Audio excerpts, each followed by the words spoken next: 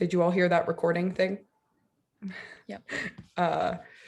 Cool. I'm just going to try and stream all of this out now. Give me one moment. Where is everyone right now? Michail, are you in Berlin? Vetting.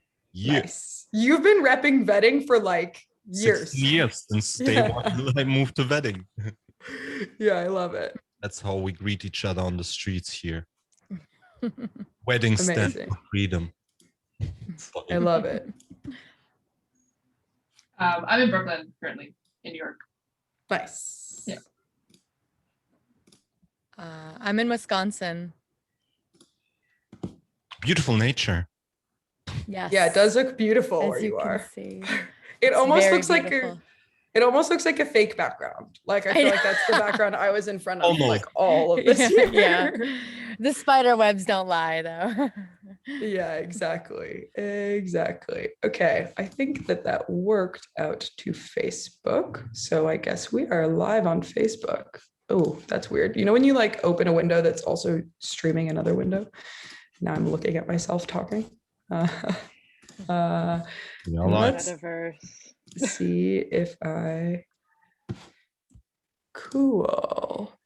Actually, could you drop the broadcasting link for Facebook, please, here? Yes, sure thing. Tweet it out, because if people can't participate via Zoom, then we disseminated the wrong link. It's there. Thank you. Is that something I should post on like Twitter or something? Probably. Yeah, if you want to put it out on Twitter, that would be cool. Okay. I think, to be honest, I'm not 100% sure what will happen if like people, if we hit that 100. Like I think we were at 90.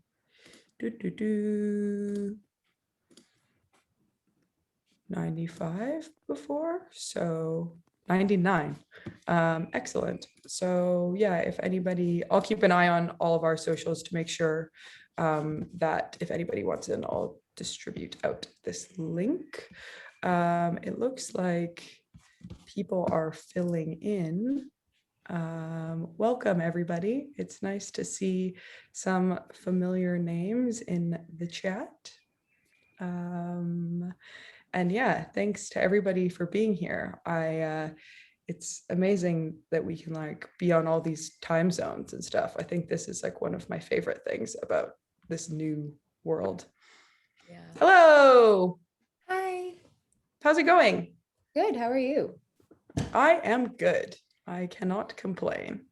Does my name say Vanessa Magos? It does. It does. That's my lovely manager. I thought you were one of those artists, you know, who has like multiple inboxes. Let me talk to my team, and just switches to Vanessa Magos. No, it might be because she put the calendar invite into my calendar. We've met with Vanessa before. You remember that metal guy who made headlines right before Corona? That metal musician from LA who basically faked a big ass tour in Britain with like basically pretending to be his label, his PR agents, threatened people. And then the band after 3 gigs realized that they were bullshitted and there's no tour. And he still had kind of continued. And he has such beautiful hair. It's the two, so tragic. I kind of respect that. Got to respect the hustle. Yeah, but like, you know, like if a whole venue thinks there's 600 people coming and it's not even, you know, the mom of the band who opens, that's not hustle. That's delusion. And the music is off. Make it till you make it, baby. I guess I'll give it a few more minutes. I know there's like quite a few of us in here, so I'd love to sort of get to it as soon as we can. But it looks like there also might be a ghost Vanessa, or is that actually that might be the real Vanessa? Yeah. I'm like, how do I change my name? If you go to the participants panel and then go over your name, you'll see more, and then you can change your name there. Ah, thank you so much. I had a friend using my computer the other day and she logged into a call and somebody was like, Kaitlyn, is that you? And it was not me, it was her. It was great. Oh my God, animals. I saw Chloe, you have a cat. My dog. Yeah, and I love that. Baby, no. I've gotten to know like all of my colleagues' animals, and it's been great. I have no pets of my own, but I did have a fish for a while, but fish are harder to keep up than you would imagine. Maybe They I'm really just are. They take time. yeah, and like so much cleaning. I was not expecting so much cleaning. Yeah. Okay, well, we're at 36 attendees. And we're almost 5 minutes in, so I'm just gonna get started. My name is Kaitlyn, and I co-run a Berlin-based collective called QUO, with two other amazing humans who I think are lurking in the chat, Mel Powell and Rainia Kim.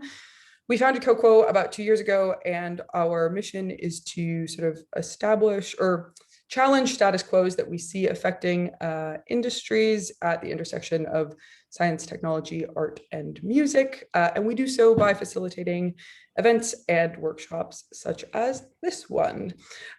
So I guess I will talk very quickly about the sort of overarching theme of the series, because this is our first live event. But the series is called Music, Futures, and Simulacra. I think that word simulacra scares a lot of people.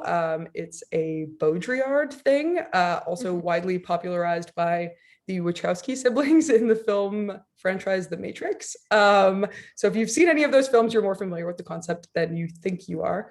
But simulacra is essentially like signs and symbols in replace of reality. And over the last few years, I started to notice signs and symbols replacing all of my realities. And that was certainly exacerbated by the ongoing global COVID-19 pandemic. And rather than sort of take on the dystopic approach that the Wachowskis did with The Matrix, I was more interested in a utopic approach, sort of building and imagining utopias and new futures, and specifically for the music industry, because that is the industry in which I am involved.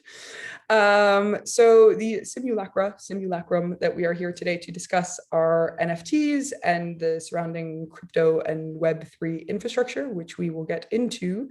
And I am so pleased to be joined by 6 people who I see leading the conversations and whose ideas and knowledge sharing has greatly informed my own knowledge. So rather than introduce all of you myself, I was thinking we could go around, everyone could introduce themselves and sort of say what their relationships to NFTs and Web3 is. Maybe Chloe, you want to start? Hi, I'm Chloe Thompson, and I am a sound artist and sound designer working, yes, with sound and also spatial audio. I guess sort of the brief of my interest in NFTs is I'm always interested in like new tools and new forms for access to media and also for artist support. I'm also interested in critique and like building better tools that work for everybody, and notions of how to, or I guess modes of making things accessible to many different groups of people, and building with accessibility in mind.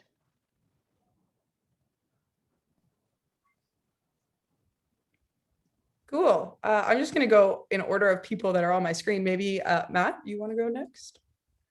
Hey everyone, yeah, I'm Matt. I'm an artist. I've been, I guess, involved in Web3 for quite a long time. About 2013, 2014 was when I first started getting involved. So pre-Ethereum, which feels very like 600 years ago. I'm involved in various capacities. I teach a class on this stuff at NYU. I've been doing so since about 2016, 2017. I've just been kind of involved in this space. Like I lend my thoughts to a number of different projects over time. And as an artist, I've been working on, both kind of extending the tool set and thinking about different applications for it for my practice specifically. So have released a bunch of NFTs recently, for example, which is kind of an interesting or fun trip. So really happy to be here. Cool. Thanks, Matt.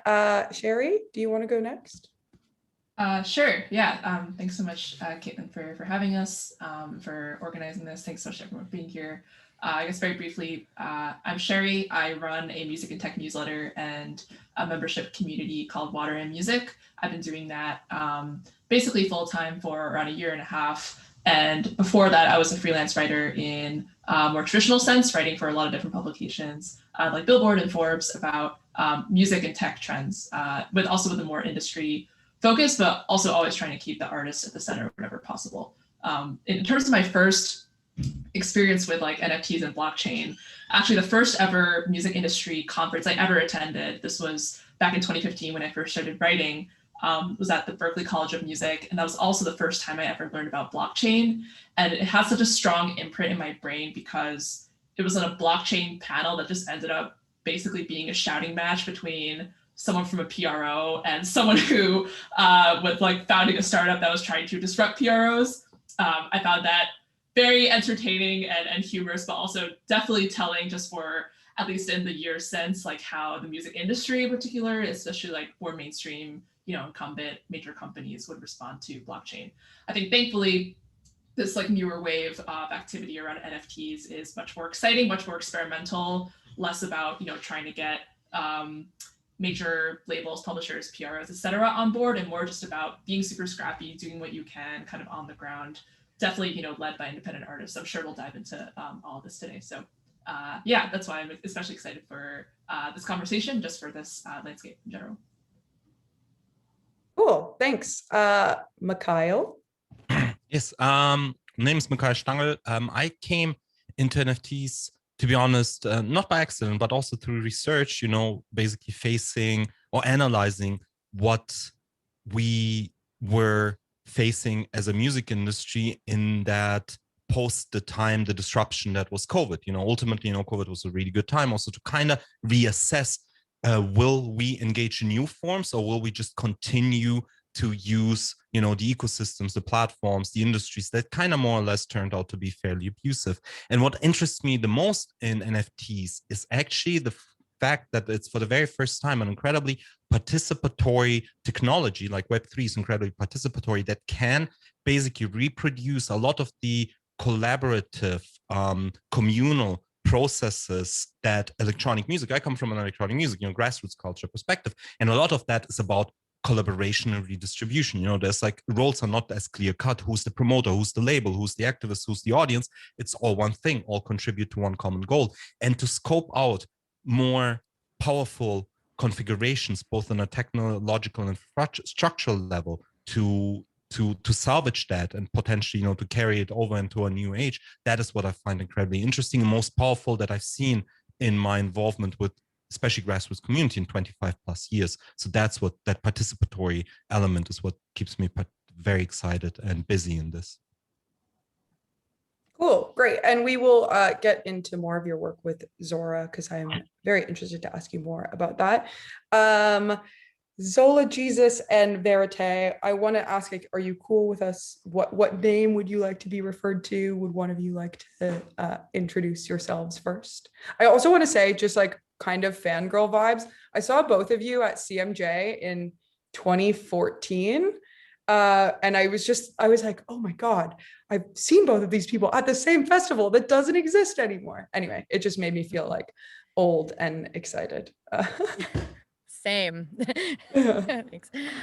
Yeah, well, I you can call me Nika, but Zola Jesus is also more obvious. So I'll answer to either. Cool. Do you want to give a brief intro to yourself? Yeah. So my name is Nika. I live in Wisconsin. I make music and I've been doing it for about 10 years now, but it's been my passion my entire life. Music is an incredibly divine experience for me. And being a part of the music industry has been extremely disenchanting and disillusioning. And it really made me struggle with my love and passion for music, having to navigate the corporate structures. and feeling like I had to play a game outside of music itself. It just felt like a giant distraction to the main goal. So when I discovered blockchain and crypto and NFT in relation to arts, I felt a lot of optimism for it. And I liked that the NFT space is so much more diverse in terms of what it can be. And as someone that whose music and creative ideas sometimes take different shapes that aren't just audio files, I liked the freedom in that. So I was very excited when I first realized I could make audiovisual pieces, you know, and then there's a place where I could present them and sell them. And it was deeply, deeply inspiring and exciting for me. So that's kind of what drew me to it. And also just trying to rebuild an ecosystem or an environment or a world for music that is more habitable for creativity to permeate and grow, because the current systems that we have are very detrimental to that. So yeah, that's why I'm here. Cool, thank you. And Verite, would you like to round this intro session up? I'm muted now, I'm not. Yes, of course. Hi, I'm Verite Kelsey. You can call me either as well. And thank you so much for having me. It's funny you mentioned CMJ because I feel like the landscape of the music industry is constantly shifting. And I, similar to Michail, was presented at the beginning of COVID, kind of seeing a landscape where the traditional path that I was taking as an independent artist wasn't going to be feasible in the way that I was currently navigating it. And I kind of viewed NFTs as an escape hatch in a lot of ways. I think we're so used to now the algorithm determining who sees your work, platforms owning your audience and having more access to your audience than you do. And I view NFTs as a solution to a lot of these things. And like was also just said, it completely broadens the creativity of, as a musician and as an artist, the mediums that we can use to build our communities. And so I'm really excited for the freedom that NFTs and the use of Web3 and blockchain to build ecosystems and fan communities can provide for artists. Cool. Thank you so much. I guess it probably goes without saying that an NFT is a non-fungible token, but I also wanted to quickly sort of maybe provide a definition of Web3, and because I know a lot of people are sort of not familiar with the concept. I'm going to give a stab at explaining it, but I might turn to some of you to explain it better. But the way I've heard it best described is like Web 1 was the bringing of like all of our systems online. So like most notably like commerce and e-commerce. And then Web 2 was sort of being able to react to those systems with user generated content. So like Facebook and SoundCloud and YouTube. And now Web3 is sort of a like decombustion of those systems, a decentralization of those systems. Does that kind of cover it? Matt, I feel like you're kind of the resident expert in Web3. So. Yeah, I mean, that does cover it. It's become one of those terms in the sense where many different people have many different definitions of it. But I think that, yeah, the most common definition you touched on, which is, you know, if Web 2 was to be considered the kind of social web, right? Like, which we've seen over the past decade kind of consolidate into very, very centralized hierarchical power, right? Like we're on Facebook, we're on Twitter, we have very little say or decision-making power in that process.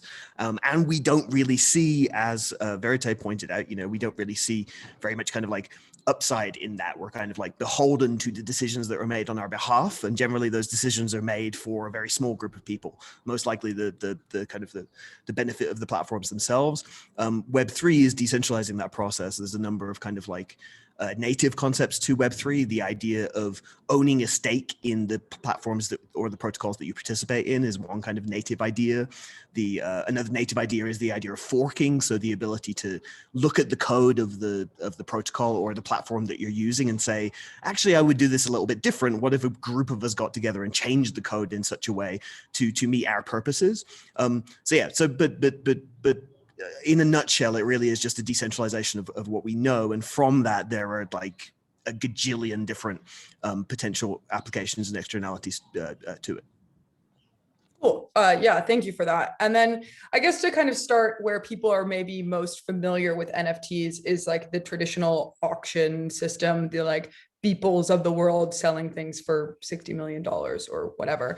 And Cherie, you've shared this. I'm going to put this in the chat for folks to look at, but this sort of chart about like the like expectations and profit. I think it like really hit the nail on the head for me. So sort of there was like this first wave of like music blockchain hype in like 2016, 2017, and then like all this disillusionment. And then it kind of came back recently. NFTs, smart contracts, Ethereum, all of this.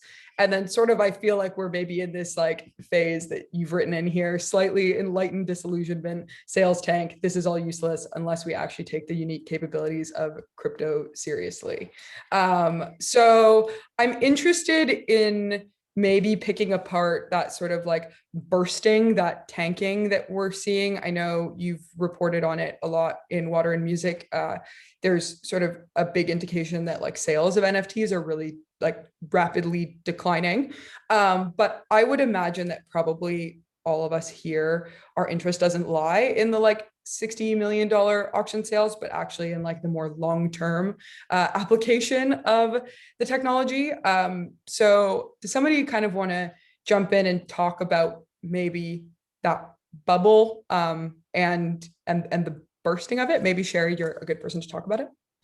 Sure. Yeah, I can briefly talk about it, and yeah, definitely interested in hearing this group's thoughts on it too, given that you're all like working with the tech directly. So yeah, so and I guess this graph that Kaitlyn you shared in the Zoom chat and I shared on Twitter was definitely informed by going back to that very first panel that I went to on blockchain in 2015, seeing kind of the hype die down, specifically on this application around applying not even like NFTs or cryptocurrency, but the underlying blockchain tech to rights management.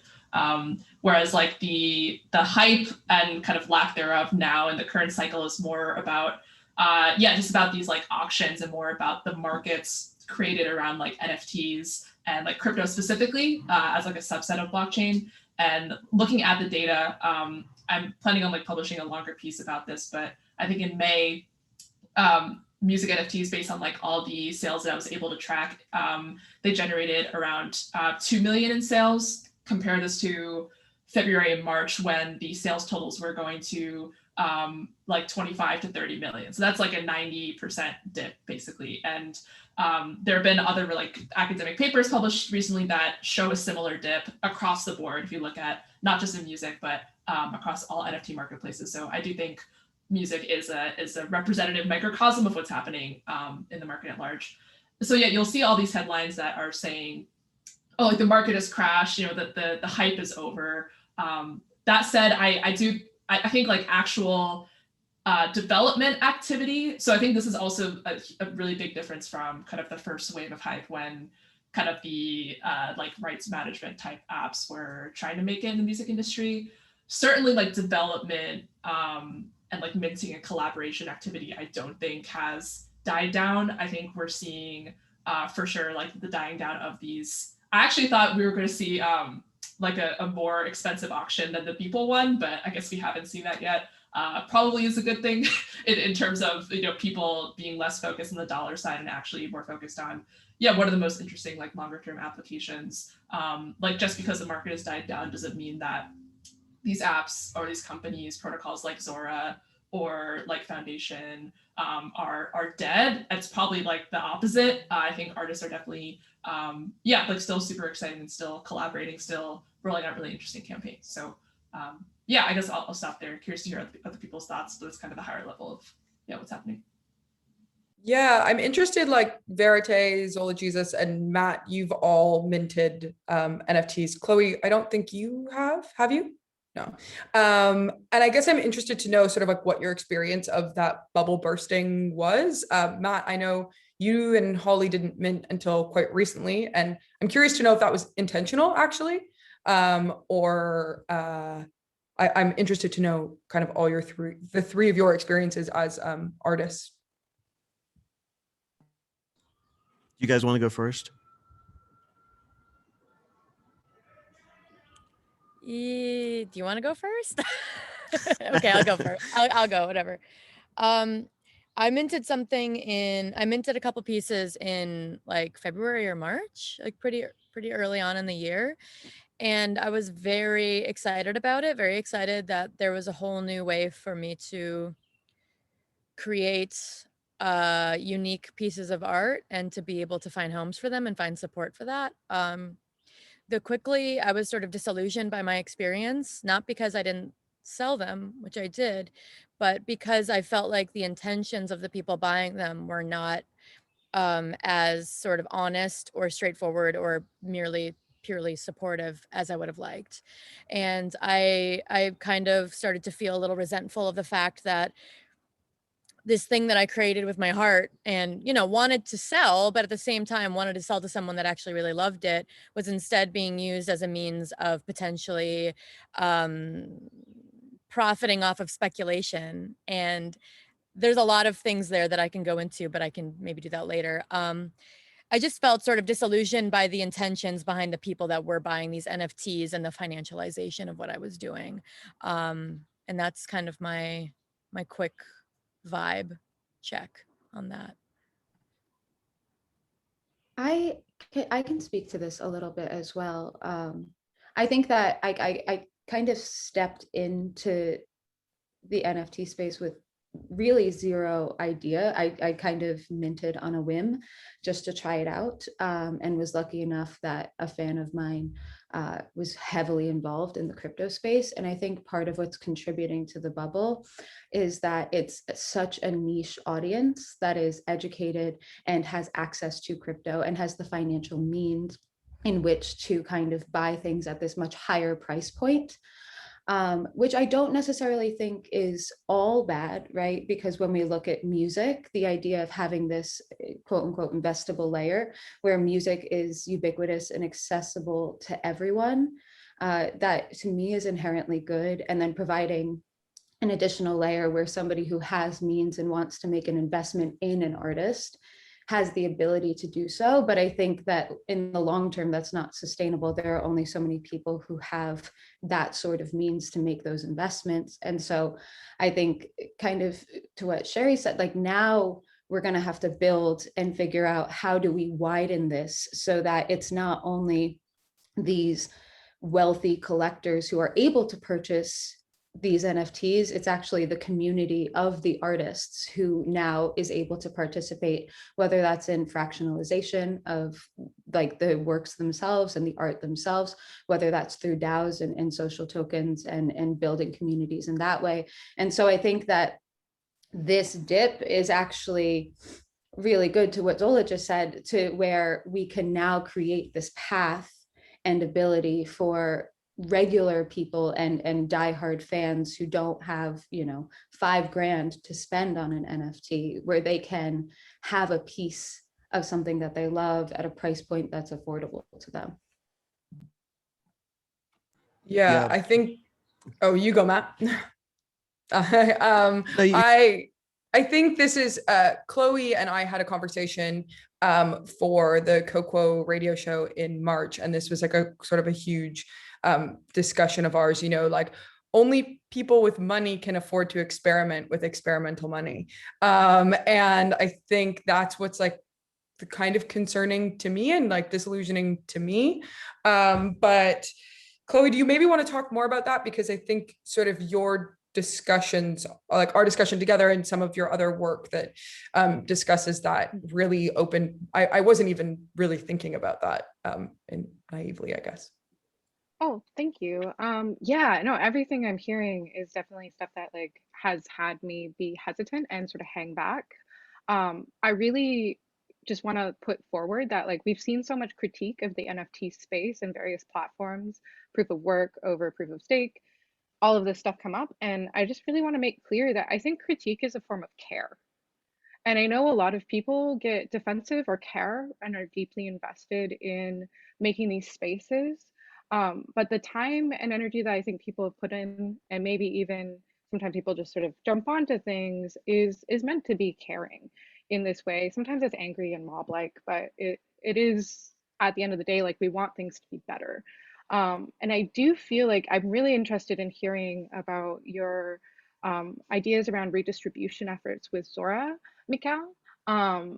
And I'm thinking about like the sort of future of the NFT landscape um, versus the now and this like cash grab attitude, which has felt really extractive. And like as an Indigenous person, that makes me think a lot about how this like kind of cash grab rhetoric, transactional rhetoric has fueled movements around resource extraction, and the emergence of new like physical colonies on Indigenous land, like mineral mining, and how that exploits child labor to make our computers work, and like the tar sands in my nation's land. And also presently with like the mining ban in China, a bunch of mining is potentially moving to North America.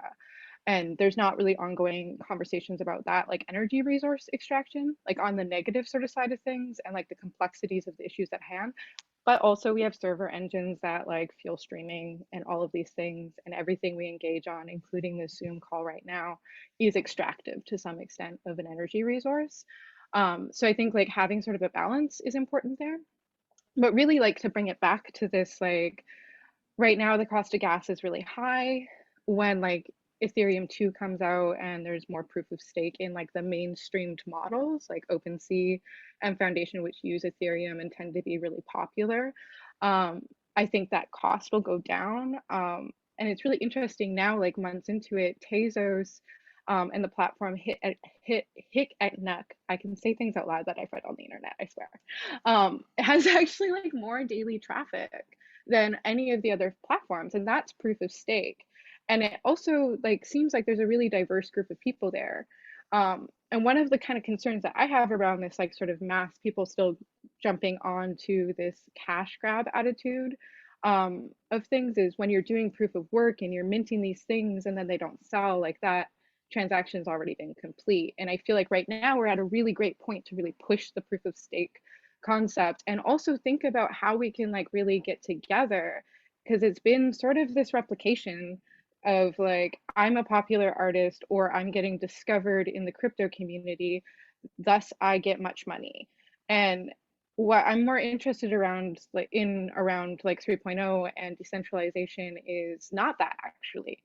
It's like how can we collectivize and create independent agencies which allow for like group safety and redistribution of resources, and like thinking about the past record sort of label model, not in like the problematic way where artists have been excluded, or like the history of like Black artists not being in contracts, but like how advances were made at varying tiers of people's career to help bring them up and like support their practice in the press, and how that supports producers and mixing engineers and all these different people who are part of making work.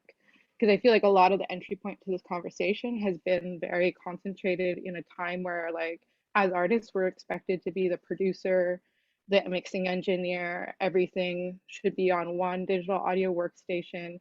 And like, that's also not sustainable. Like, how else can we integrate these ideas of decentralization and collectivity and collaboration, like true collaboration, conversational, and ultimately interdependence in the sense of like, if I'm making work, I'm dependent on like the people around me for inspiration and subsequently like sharing inspiration and dialogue with people.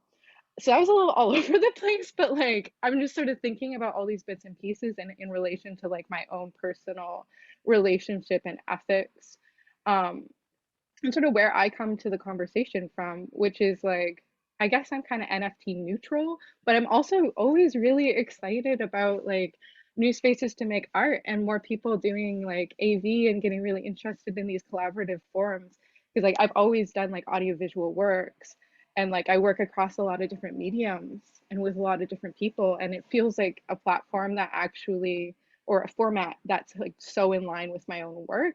But I've had this hesitancy because I'm not exactly sure like which like marketplaces to go to. Like I'm releasing a game as an album next month, and I was like, I guess I could mint this, but it's not web-based, and so it would really exclude people from actually getting to play it.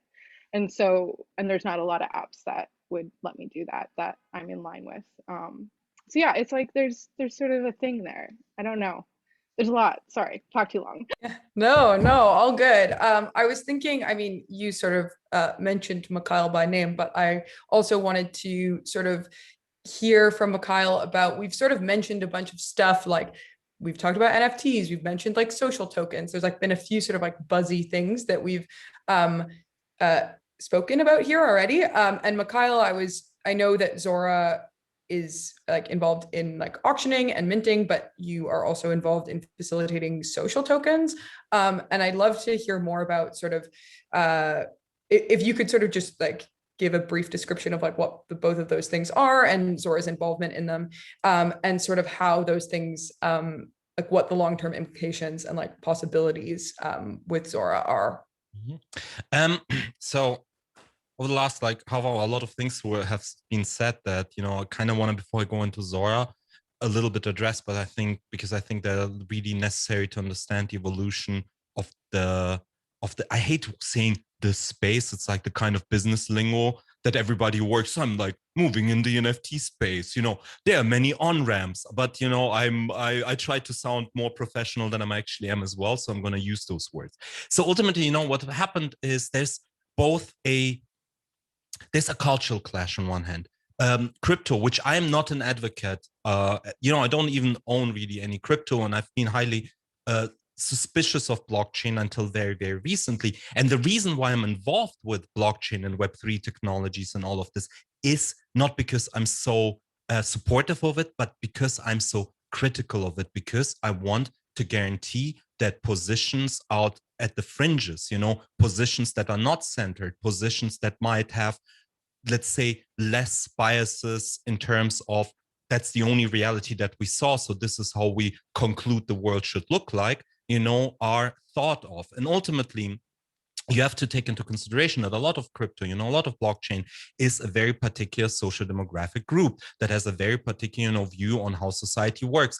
A lot of that comes from the very, you know, let's say libertarian financial world, where, you know, the way you constitute yourself within society is structured completely different.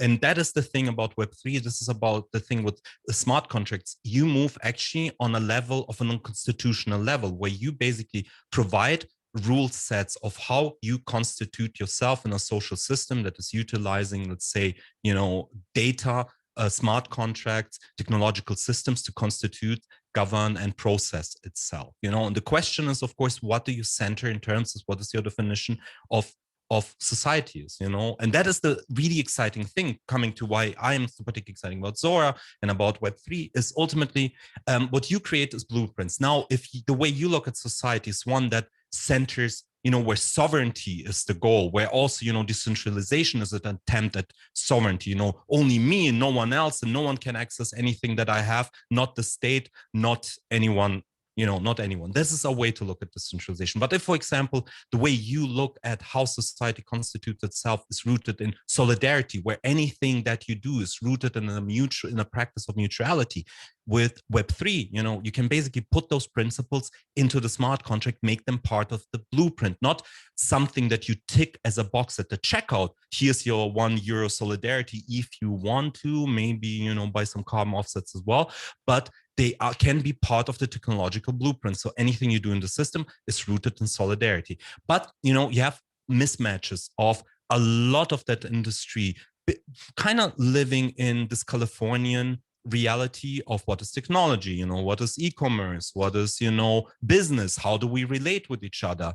And then you have the rest of the world, which does not operate like that, not in values, not in the way the music industry works, not the way the art world. And they made a shortcut. You know, you have people that are already in crypto, you have NFTs, and only half of the story was told. NFTs are provenance. If you know who created it, when they created, who you can document who owned it, bring that provenance to something that is kind of Web 2 with crypto buzzwords, which are centralized marketplaces. And this is only half of the story of NFTs, because NFTs ultimately are not about provenance. NFTs are just data containers that wrap stupid medium, a JPEG is a stupid medium, enrich interoperable data. Now the question is, what is this data wonton that you have? What are the properties? If you tell people it's just provenance and bring that provenance to us to sell it at a 15% commission, then you're only telling the half the story. But if you say that all of this metadata, now we come to the point where Zora is, and your definition of Zora is unfortunately a little bit outdated, because the social tokens were just an experiment when we kind of were looking at those technologies and see what can we do with it. And ultimately what we decided is to build an infrastructure that is open source, that allows anyone to use NFTs to make two fundamental decisions. A, what is value? You know, value can be something monetary, or it can be something abstract, you know, social value, participation in a community, something that is not monetary. And B, how do you distribute that value? That allows you to create a matrix in which anything from maximizing your personal wealth, you know, sell the asset at the highest price possible, to new models of co-creation, co-ownership, and redistribution are possible, only if you have the tools that allow you to put your point along that matrix. Now, a lot of crypto has made a shortcut and decided that the only action in that matrix is the auction, you know, sell the asset to the highest price possible. That is the only thing that you do. But this is, again, something that I've been very critical of, also with the so-called legacy systems. You know, Spotify and Instagram were designed with one thing: to profit the bottom line of those who designed it. All the functions within those systems were kind of, the outcome is already predefined, because the outcome needs to be the bottom line of those who designed those systems, you know. And the same thing is also when you say that on your platform, the only thing that's as open as possible is auctioning the asset away to the highest price possible, you also omit all the other possibilities, because that one option benefits one thing: the bottom line of whoever set up that technological system. Now, in my case, if this is, in my personal opinion, if this is what you want to do, then yes, you made an informed decision that within what you do, your artistic practice, your economy, that is the best possible outcome. But it's not the only outcome. And this is what we have to do. We have to give artists the tools to make those decisions informed, in an informed way, and then benefiting from the outcome of those decisions. Because a lot of those things don't need mitigation. They don't need, you know, third parties that kind of inject themselves into this revenue stream. They can still participate. They can still create a value proposition, but that value proposition cannot be justified by just injecting yourself into that part where the money, you know, passes one hand to the other, which is what Spotify, YouTube, Facebook, Instagram, all of them do.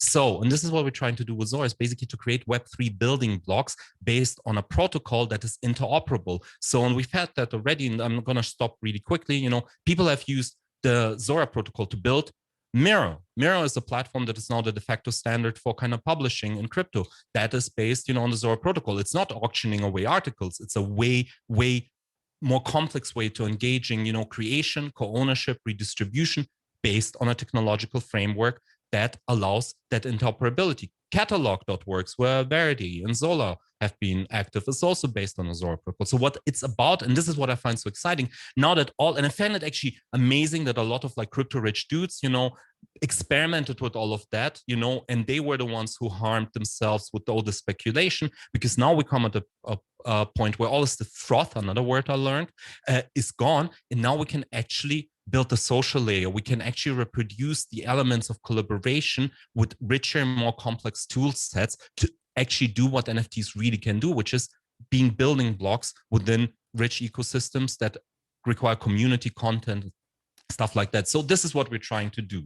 I know this was a bit more complicated and longer answer, but it's really exciting. You need to take the time to also deconstruct, because you said, you know, oh, the space took the most logical, you know, the natural traditional form of auction, but is it really traditional? No, because a lot of those use cases were adapted without questioning their, you know, genesis. Why are we doing this? Why is like the ETH price, the social signal that we've sent, you know, facing the audience? There are other design decisions, but they were being carried over from one project to the other without deconstructing and questioning, are those the value systems that we want to inject into those conversations? And a lot of that is changing now.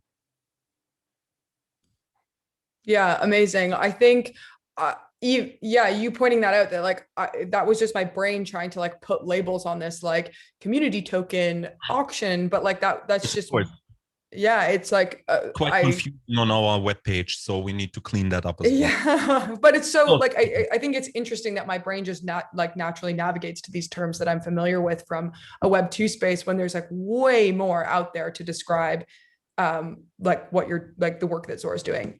Matt, I see you have your hand raised. Yeah, sorry. Thanks for everyone. I agree with a lot of what was said. I wanted to address the bubble a little bit, which is maybe jumping back a little bit, but I have like a list of things from what people have said. First off, I think it's really, really important, speaking about, carrying over things that people are familiar with from the Web 2 space. It's really important to understand that one of the kind of pros and cons of decentralization is there is no one thing in this space, right? So like if someone is enthusiastic about Web 3, the good news, right, is that there is no central actor telling you how to interact with it. That's kind of like an advantage of it. The bad news, of course, is that there's no central actor to impede somebody from doing something you don't like, right? So that is the kind of bargain that you enter into participating in this space. And I think to go back to this whole idea of the bubble, I'd be really curious, for example, Cherie, you maybe know more about this than I do, to see what, how much that bubble was constructed by very, very few actors, right? Like the way I categorize kind of the Beeples, the Blows, these kind of big kind of attention grabbing headline sales initially, there were very, very few, I would argue likely very coordinated actors involved in spending that money. And if you follow the money in most cases, what we actually saw was a kind of a decentralized marketing campaign, which I think is kind of a new phenomenon. We're not used to it, right? We're used to the idea of Google saying, okay, we're going to work with Ed Sheeran and we're going to pay Ed Sheeran $1 million or $10 million or something to stick his face on a billboard. We're used to seeing that. What we're not used to seeing is a bunch of anonymous people bidding on artworks whose big headline grabbing sales also inflate the price of a token, right? And that is, and Metacoven, for example, who bid on the Beeple and spent the $69 million, basically pretty much came out and said the same thing, right? He is working on like a fractionalized NFT platform, and he saw it as a good investment because making those big headlines was going to bring more attention to what he was doing. And as a result, you often see cases where people drop something like $30 million, which of course sounds like an insane amount of money. But then when you follow the token price, $1 billion of value gets added to the company, right? So that's a marketing campaign, right? That is what marketing is. You invest money in order to gain returns later. Now, of course, the media loves this, right? Because the media it's shocking to me, honestly. I've read like New York Times reports on this stuff that wouldn't pass high school examination requirements in terms of their level of knowledge about the space. That shows you how much of a challenge we have moving forward. But the media loves those stories, right? Big tickets, big kind of narratives. They kind of bought it. Meanwhile, a protocol like Zora, I could mention many others, have been quietly building something that is completely at odds with that mentality and with those objectives. And sadly, when you do have a bunch of coordinated actors bringing a lot of money to a space, bringing a lot of attention to a space, you don't get to decide in a decentralized kind of uncoordinated ecosystem when people choose to pay attention to things. So sadly, as a result of the big sales and SNL making jokes about things, now everybody associates the Web3 space with ridiculous valuations for things that are quite clearly entangled in some kind of dodgy stuff. In the interim, people have been selling artwork, which is really cool, right? Like coming from 10 years of not valuing art in any way, there's a whole lot we can talk about, like the ins and outs of how that has worked. That to me is a net positive.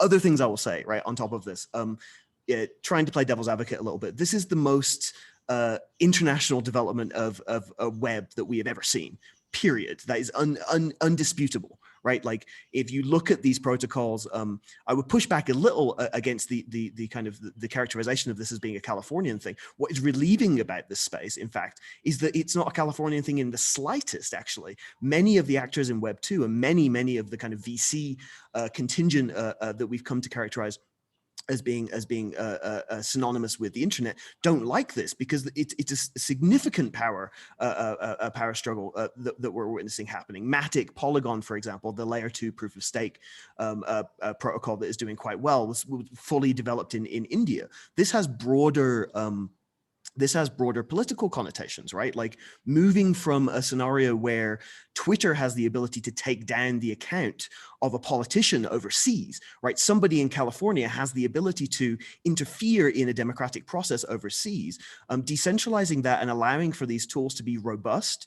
Now, again, censorship online is a long discussion that one can have, but I think that we could agree that changing the nature of the web that we use and changing the nature of the tools that we use, so that not every decision is being made in a boardroom in California, is probably a net positive. Even though there, as I said before, there's going to be negative things that are associated with that, right? Like there's lots of people, there's lots of bad people who like the idea of not being censored, right? And so I do want to push forward on that, in the sense that part of the reason, NFTs have been a thing since about 2016, 2017. The idea of, a non-fungible token has been around since before any of these networks worked. It's a very old idea.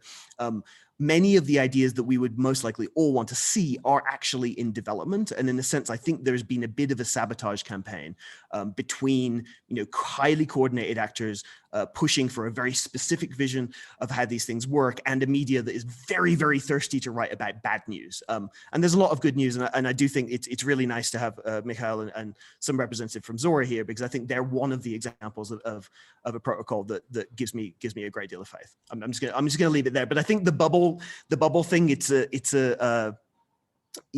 really depends how you look at it. I think if you take away many of those big ticket kind of marketing spend sales, things look very different. Yeah, I agree with that. Chloe, I see your hand is raised. I was going to say something and I can't figure out how to unraise my hand. But I guess sort of one of the first points that you made, Matt, around like there not being essentially there not being a manual. And I think that's why it's important to have discussions like this with people who've like participated and had like great, bad, neutral experiences with these mediums, is there's not actually a manual for how to do this. And it has existed for some time, but it's ever changing and like in flux, and things are still being created.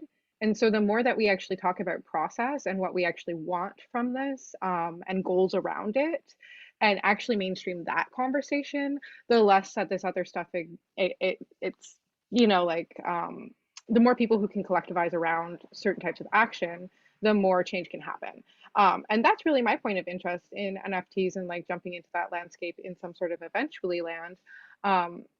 When I find a way that works for me and for my audience appropriately, is like, okay, well, how can this actually, it's so new. Like, we're talking about things that have not really been in existence for like more than a decade most of the time. And like crypto, like Bitcoin didn't start too long off.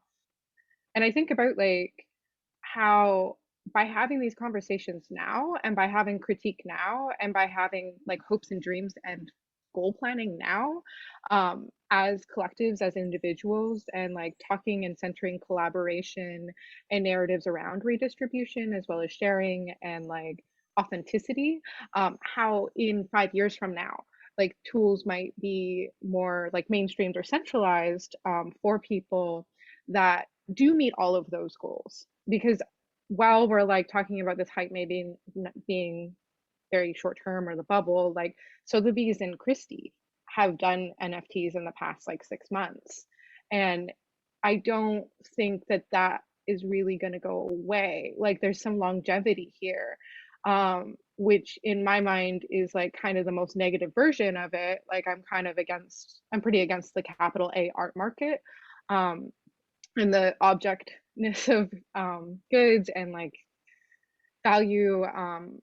But conceptually, if some of these things could actually like pull forward into the alternatives, and we can turn our focus there and like make those alternatives habitable for people and agreeable for people, and primarily like proof of stake, then we've got something good potentially, Yeah, certainly. And I think sort of where this discussion has gone, and it's amazing, is like this really like macro view of like NFT, or like this real macro, like wide zoom out approach to like NFTs and crypto and Web3.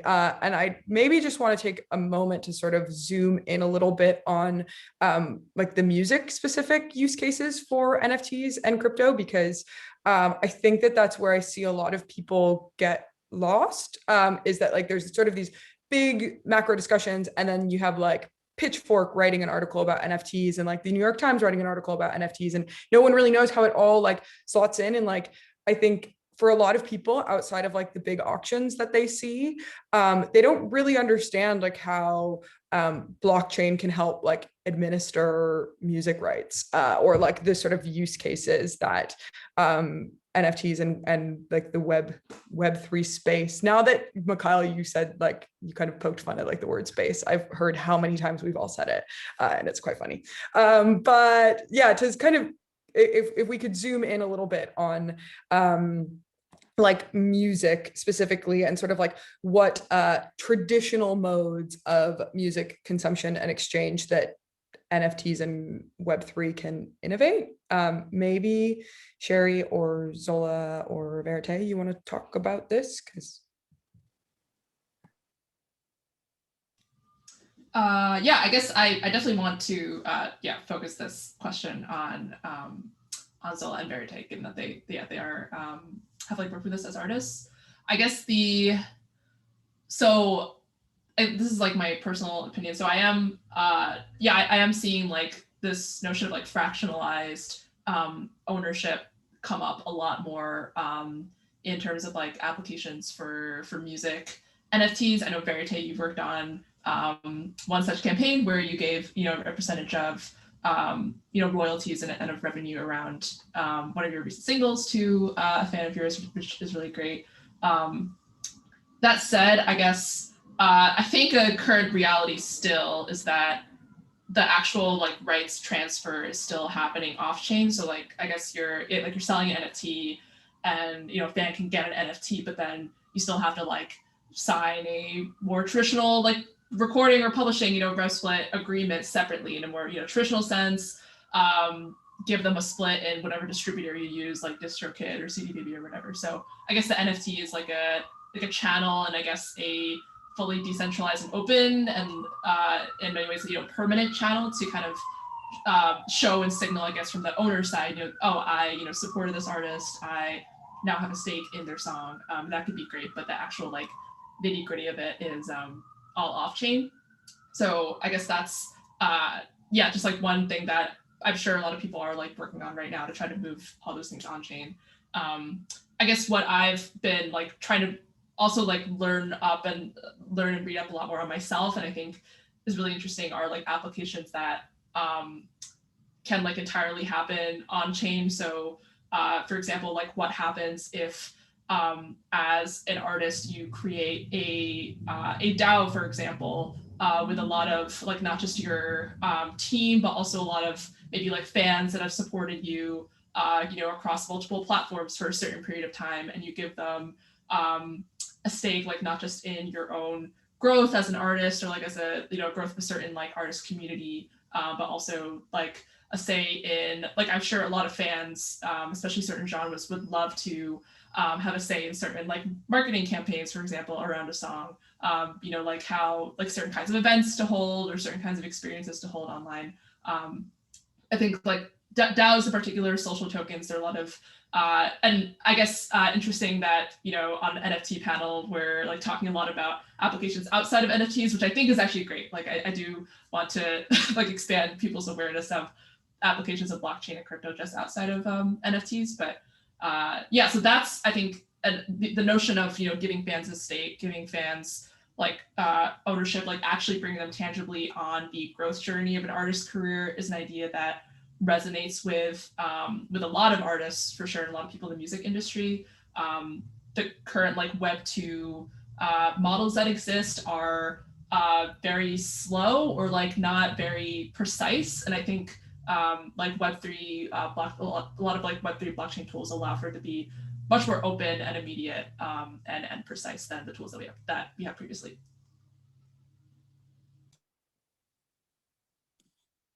yeah, for sure. I mean, maybe Zola or Verite, you want to talk about sort of like that immediacy that you've seen. I'm really interested in the ways that like NFTs and Web3 can like enable fan communities. Like I think we see a lot of like people thinking about NFTs and crypto in like valuing music in like a strictly in financializing music, but I'm interested to know from like artists who have minted and sold, if you felt like what the reaction like from your like fans and like art like fan communities has been.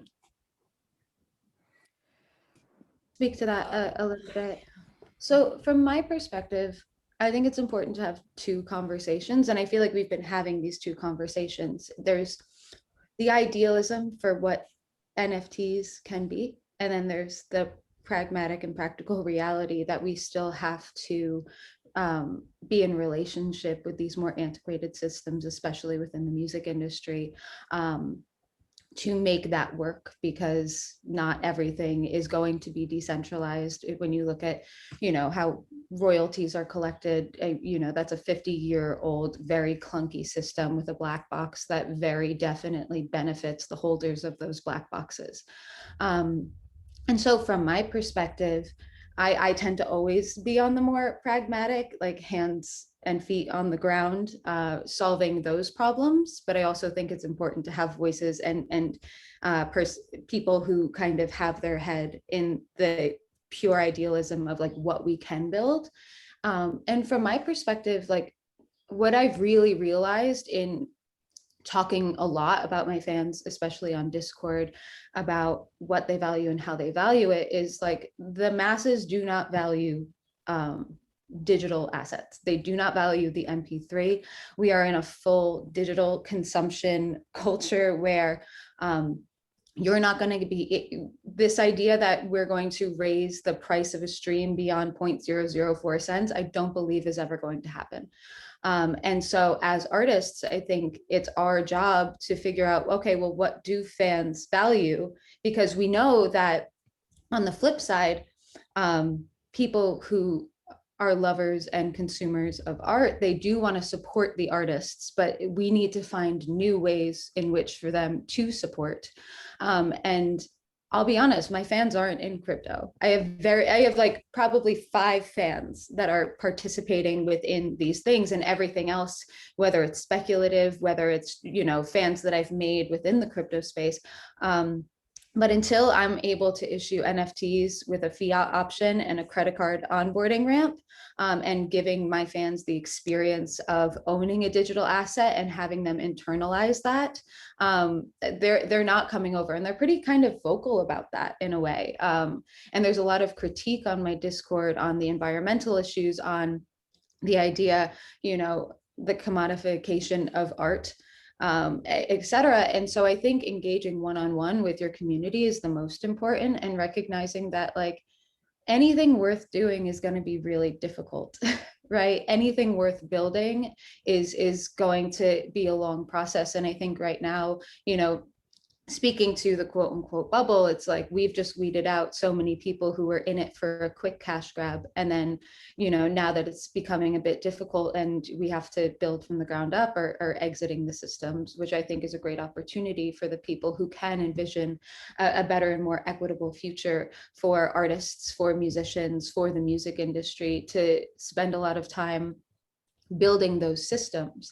But I think that there's so many issues, right? And I'm really interested in the idea of marketplace oversaturation being a huge factor into, why into the devaluation of music in general. When essentially the creation and distribution of music is now fully democratized. And so we do need to add these additional value layers, whether it be membership to a community, and providing people with an experience that's bigger than clicking on something and listening to it. Certainly, yeah. I'm really interested that I'm interested in this like turn of phrase, like the devaluing of music, because like I think that that's totally like linked to its like commodity status. But I would argue that like in the last few years, actually like the value of music in terms of its like social and psychological elements has probably only gone up, or like the visibility of that value has only gone up. And I'm really interested in the ways, I think I kind of already said this, but like that NFTs and Web3 can sort of like enable that other value, like enable value outside of financialization. And Zola Jesus, maybe you want to talk a little bit about about that, because I think that that maybe is where your disillusionment, sort of what you said, where that kind of lies, because it sounds like you were pretty disenchanted with the financialization of it. And but it still sounds like you're kind of like hopeful about the space, and you're participating in this conversation. So I'm interested to know why. Yeah. I've been trying to figure out how to like adequately put my disillusionment in the crypto space into words without being denigrating or anything. But I do feel like there's an aspect of it that, like, the DIO aspect is to me feels basically like a corporation, and that you become just a stock, and you're being traded, and your currency can go up or down, and it doesn't make me feel any more hopeful or any more accepted than the current sort of capitalist framework that music is put within. And so that I have issues with.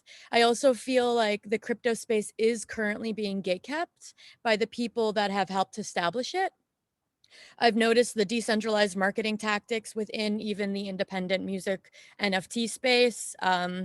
People, artists or musicians selling NFTs, and then people within the community are buying them as a means of, pushing the narrative that this could be a future for the headline. I've seen that happen just with my peers. And that makes me feel less sort of like, I feel like there's less honesty about whether or not this is something that could actually work, because now I can't really trust the motives of the people that are sometimes behind the technology, because it seems like they have their own agendas. And that makes me feel, just a little suspicious. But then on top of it, I have a Patreon. I like that. I don't like asking my fans for money. I don't like that situation, but I do feel supported, but I feel supported in a way that breeds charity and that breeds compassion and community. But if I were to insert myself into the current blockchain ledger, I feel like it's all about transaction and about currency and about ownership. Owning the person, owning the music, owning the artist, owning the art. And that's something that I don't want to feel like I have to negotiate with my fans. They're already sometimes will say, oh, I wish you would make this kind of music or that kind of music, but now they feel like they have a stake in it. And then they're, feeling sort of like they have some sort of authority over what kind of music I make or what directions I take as an artist. So I'm a little bit more punk in that way, where I don't want to feel like that level of like financial tether to a fan base. And I don't want it, like I said, become a stock. So just like the nature of how blockchain is just about like it's like just a technological structure that builds contracts and negotiations with people. That feels to me like less human sometimes, and more distrustful of like human compassion and the exchange of art and the people that love it. I don't want to feel like I'm getting further embedded into a financial structure that is going to only limit or suppress wherever I want to take my art and my passion. And that's been my biggest concern. And then just like the idea of speculative ownership of my work, I find offensive, because it's something that I do take very personally. So I guess that's, I don't know. It's a hard thing, because I do think there's a lot of really good things about blockchain and crypto and Web3. And I think it could be a really beautiful space, but I want it to be handled in a transparent way, where I feel like there isn't a lot of, even though it is a transparent technology, I feel like a lot of the stuff about it right now is not addressing kind of like that we're just further embedding ourselves into financial agreements with people, which just to me feels like not punk. It's not cool. It's not cool to me, but yeah. Yeah, I mean, maybe Michail, do you sort of have anything to say about that in terms of like about the technology specifically, and sort of how do you like speak to artists about sort of like mitigating that sort of like financial entrenchment? Mm-hmm.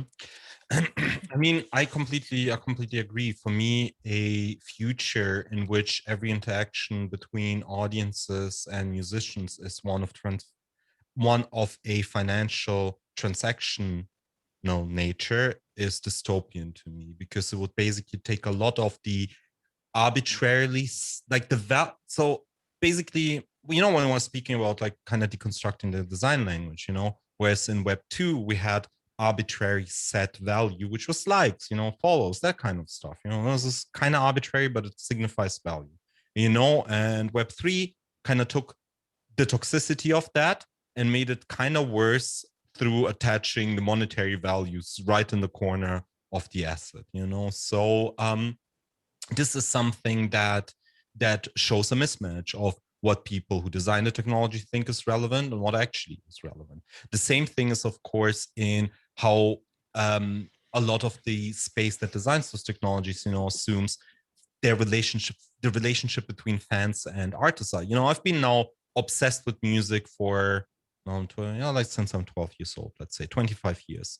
And I have never wanted that my money does more to an artist, but that they dance for me when I paid for, and they go happy, and home and buy themselves a good meal from the money I contributed their career. But if your reality is staring on crypto charts all day, you might think that my relationship to artists is also one of the investor. 99% of the audiences don't want to handle cultural investment portfolios tracking which little blockchain track is now the hottest that might, create revenue for them if they sell the fractional share. This is not the way we engage with culture. So, but the more, and I think Chloe said something really important. One thing that also now scales differently with that many artists coming into Web3 is accountability. We've seen now, and this is a topic that has been, already brought up a few times. Blockchain existed for 15 years, Ethereum existed for 10 years. Not much has been happening, or even though everybody knew that this is a big issue, now that artists come into the space, all of a sudden conversations, actions, changes, initiatives, bounties, green NFTs, initiatives, all happening because artists and the communities that come of artists, responsibility scales completely different with those communities.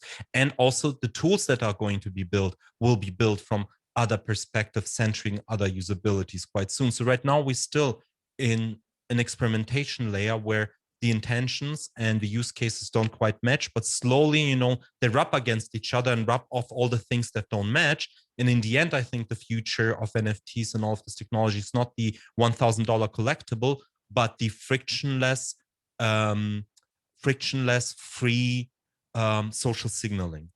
So a lot of those things, because ultimately the chance of this is not, find a new way to sell shit to your audiences, but to own the relationship to your audience, because for the last 15 years, we did not own any of those relationships. You can't export your Instagram follows to a new project, but you can do that with the relationships that you own, that you build through Web3. So a lot of that selling assets is the alpha stage of all of this. And don't really forget, this has literally started for 99% of the people January 15th, 2021. How much can you design and frictionless UX experiences in such a short amount of time? But that's our expectation, because when we adapted, Spotify, for example, what we did was a trade-off. We got convenience versus, we traded convenience versus agency. We don't have agencies audiences, we don't have agencies artists, but for that we have this really integrated, convenient ecosystem of tools that, allow you to access all of the music. Bandcamp is a step out of that convenience because it's shitty to use, it's more expensive, but stepping back from the convenience adds more value to the creator, which is why a lot of people use Bandcamp, because they know of my $10, more of that will arrive with the artist. And that negotiation of those things happens right now as the tools are being built out, and they're not being built out in the sell your digital asset for a lot of money part of NFTs. No, not at all. They're more built out in the communal, inclusive, collaborative, interdependent part of Web3. Yeah, certainly. Matt, I see you have your hand raised.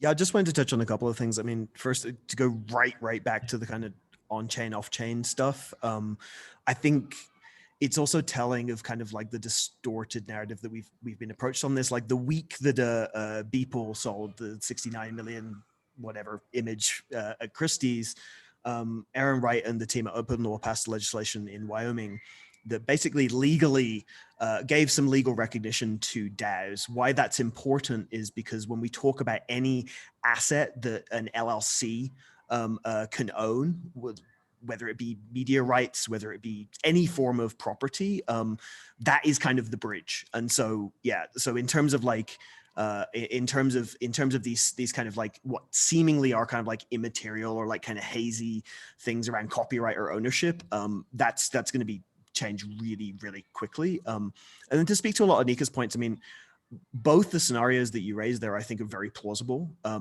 It kind of, to go back to my initial point, it's like the bargain that you make entering into the space is that the bad things will happen, right? You are going to see, someone in the comments mentioned like a Maroon 5 DAO.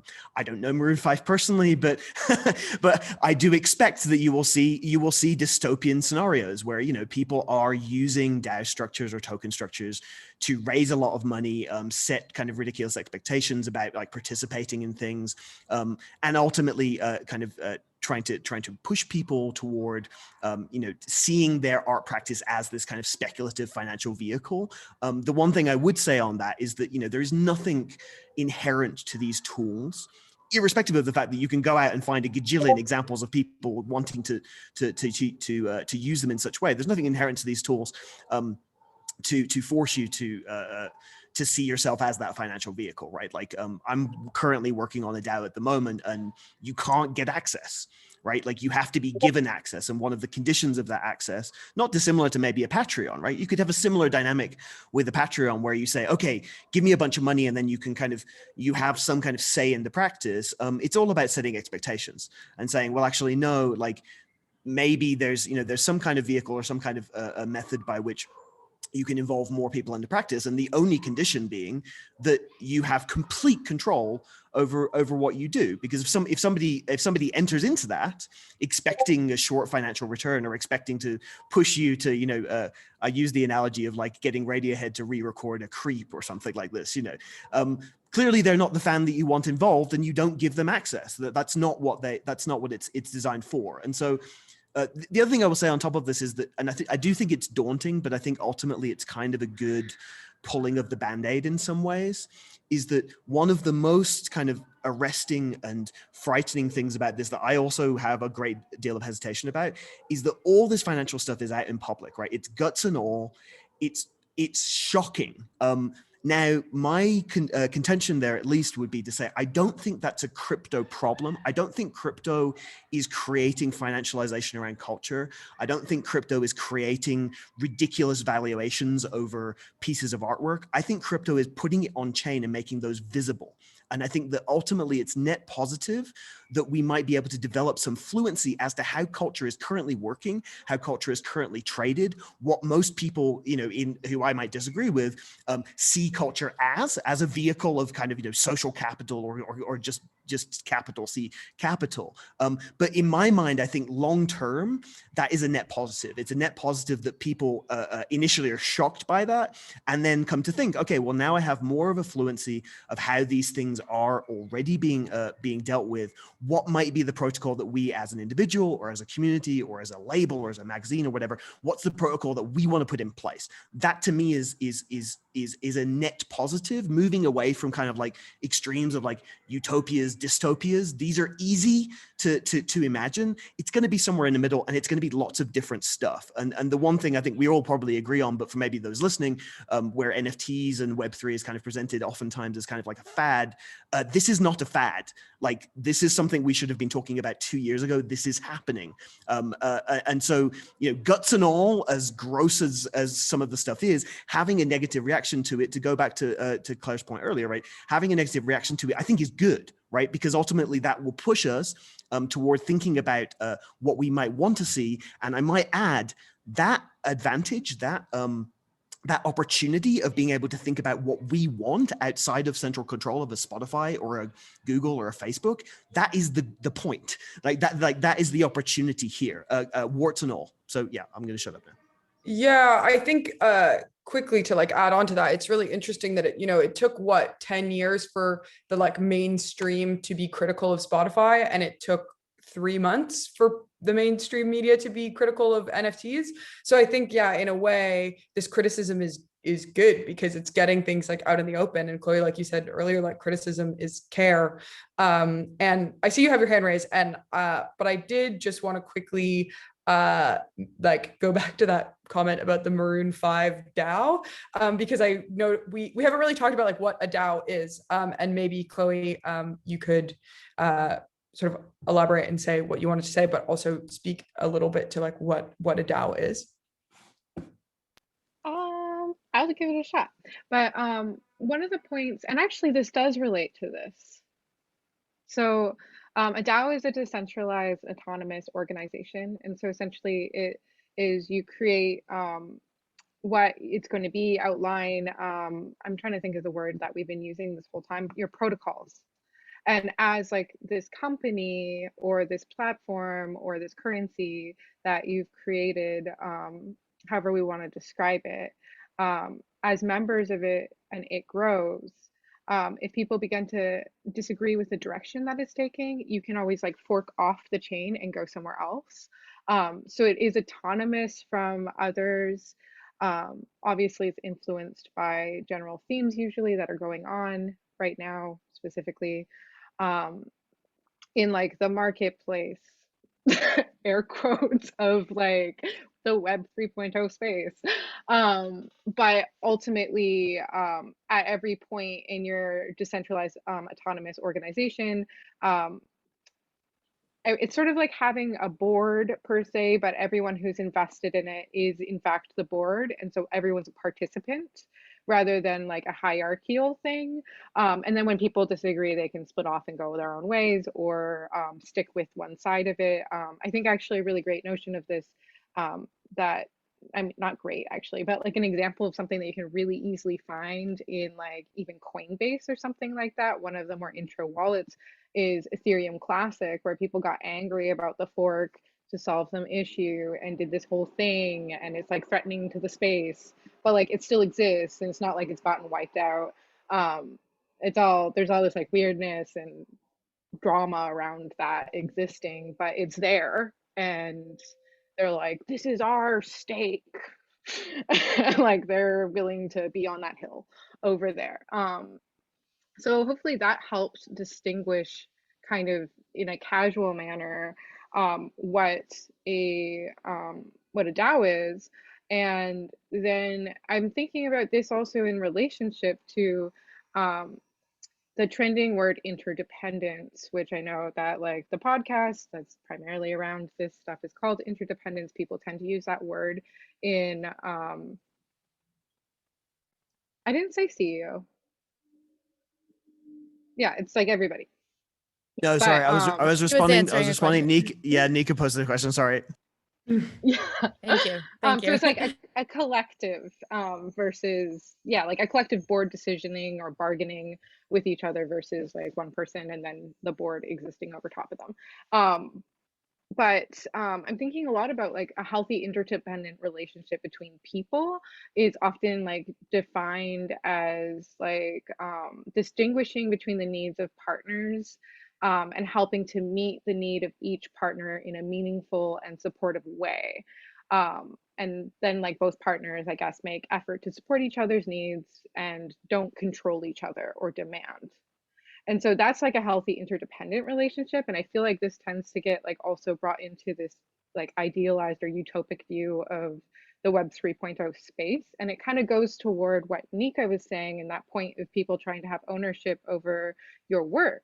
That's like not actually interdependence. And so it's sort of like the dialogue that we tend to have as artists and around this space, like the potentialities aren't outlined with protocols that, and even if they were, people might not listen, you know, like ultimately that I guess is the gamble. But it's also like in thinking about these futures and in creating more like decentralized autonomous organizations, like is there a way to create protocol around like how we want people to interact with us as artists and how we want our art to not be objectified but to be supported and engaged with in a caring way. Like I don't like doing live streams. Like I'm a computer musician. Like, do you want to see me with the MIDI controller? Like it's boring. Like I can make a max patch do that for itself, like based on timing. And so like during this whole like live streaming time, to keep my contracts, I built these like interactive live stream tools where people could go to a website and play with sliders, and the stream would come back with like their interactions with my work, and I'd collaborate with visual artists and such. And that's like how I chose to navigate that space. And like, I'm thinking a lot about how we can continue to make these choices as individuals, but like the more that we can discuss our protocols and our wants to make different interactive choices, the more that like we can maybe get together and it's not just about me or you. Does that make sense? Yeah, I think so. Nika, do you feel like your question was answered there? I feel like there's a lot going on in the chat now. Yeah. I mean, this is the thing that really intrigues me about Web3 is the potential to create communities that can kind of, be supportive of art or music in my case. But I do see it kind of just as like another corporation, as another financial sort of like agreement or pact with people. And I understand that it's all protocol and protocol can be whatever, but this is how I'm seeing it be established. And so I'm just kind of concerned, like, is the technology going to develop in a way that just further enmeshes us in financial contracts with people? Because that kind of makes me feel creeped out sometimes. But I do think that the protocol can do a lot of great things in building and sustaining communities and creating communities, international communities of things. And the possibilities are endless, and that's really awesome and exciting to me. But I just don't like the crypto bro, like, let's make this just like our version of libertarian corporations kind of vibe. Like that got to convince me that that's not going to be the future, because otherwise I'm going to be really critical. Yeah, I feel Yeah. the exact same skepticism and some stuff I just like can't read or listen to. Although I'm trying to like be as accommodating to all voices in shaping my own knowledge. But Cherie and Kelsey, I see you both have your hands raised. Cherie, maybe you want to go first? Yeah, sure. I'm really glad people are asking about a lot of like good questions about DAOs in the chat. I guess both of my comments are about DAOs in relation to the chat and also this conversation. I guess first to address Nika, I think you had asked a question about are the major shareholders in a DAO equivalent to the CEO? Something that I also have like only learned recently, and I don't think it's super common, but it is something to look out for, is like certain blockchains or like certain tokens. There definitely are a lot of like token or blockchain types out there where a small handful of people do own the majority of the supply, and there are people like looking into this and like publishing data about it, which is great. But like where like 50 to 60% are held just by the team of like 5 people, or like just by the investors, versus the majority being held by the community. This is a great example of I think, to what Matt was talking about earlier, to this data definitely being like relatively easier to find because it is more decentralized. So that's definitely something to look out to. Definitely, for sure, possible to create a DAO that has a semblance of community, but actually 1 or 2 people hold the majority of like the tokens or voting power. So definitely something to look out for there. I was just looking into this Maroon 5 DAO, which just that phrase in and of itself is like very dystopian. That said, at least according to their page, I think it's structured as a charitable DAO. So I think once you own this NFT or like one of like the series of NFTs, you are part of this DAO where you can vote on where all the proceeds from the NFTs will go to in terms of charitable causes. I think this DAO in particular is focused on like environmental concerns and climate change. So I think that in concept is really interesting and could be really good application of crypto and DAOs in a way that isn't just go into this DAO so you can decide on what kind of songs Maroon 5 records next.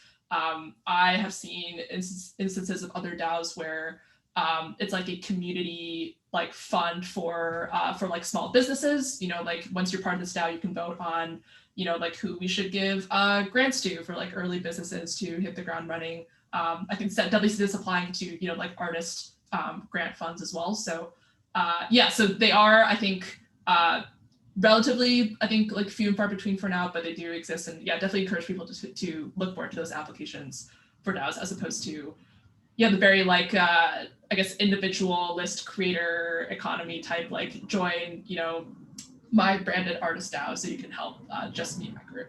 Yeah. Cool. Yeah. Thank you. And Kelsey, do you still have your hand up?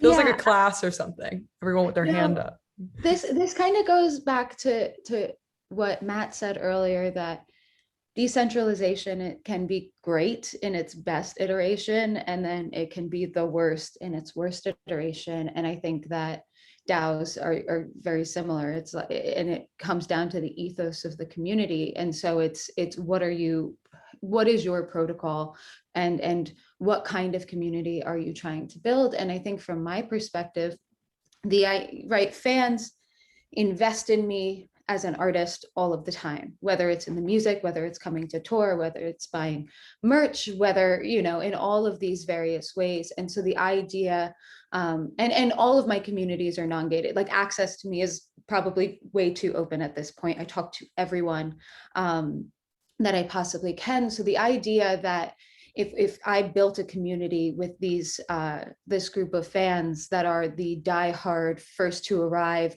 actively contributing to the community, and allowing there to be an upside to their participation within the community, that's how I view that.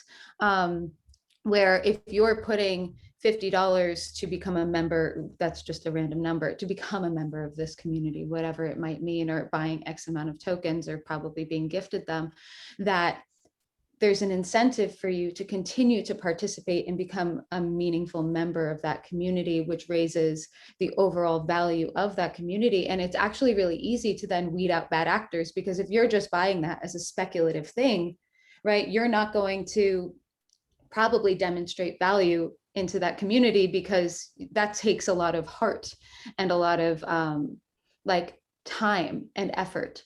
And I think looking at what Audius is doing with their social token is actually a really good example of this, is how much audio you get is dependent on what you're providing to the overall community.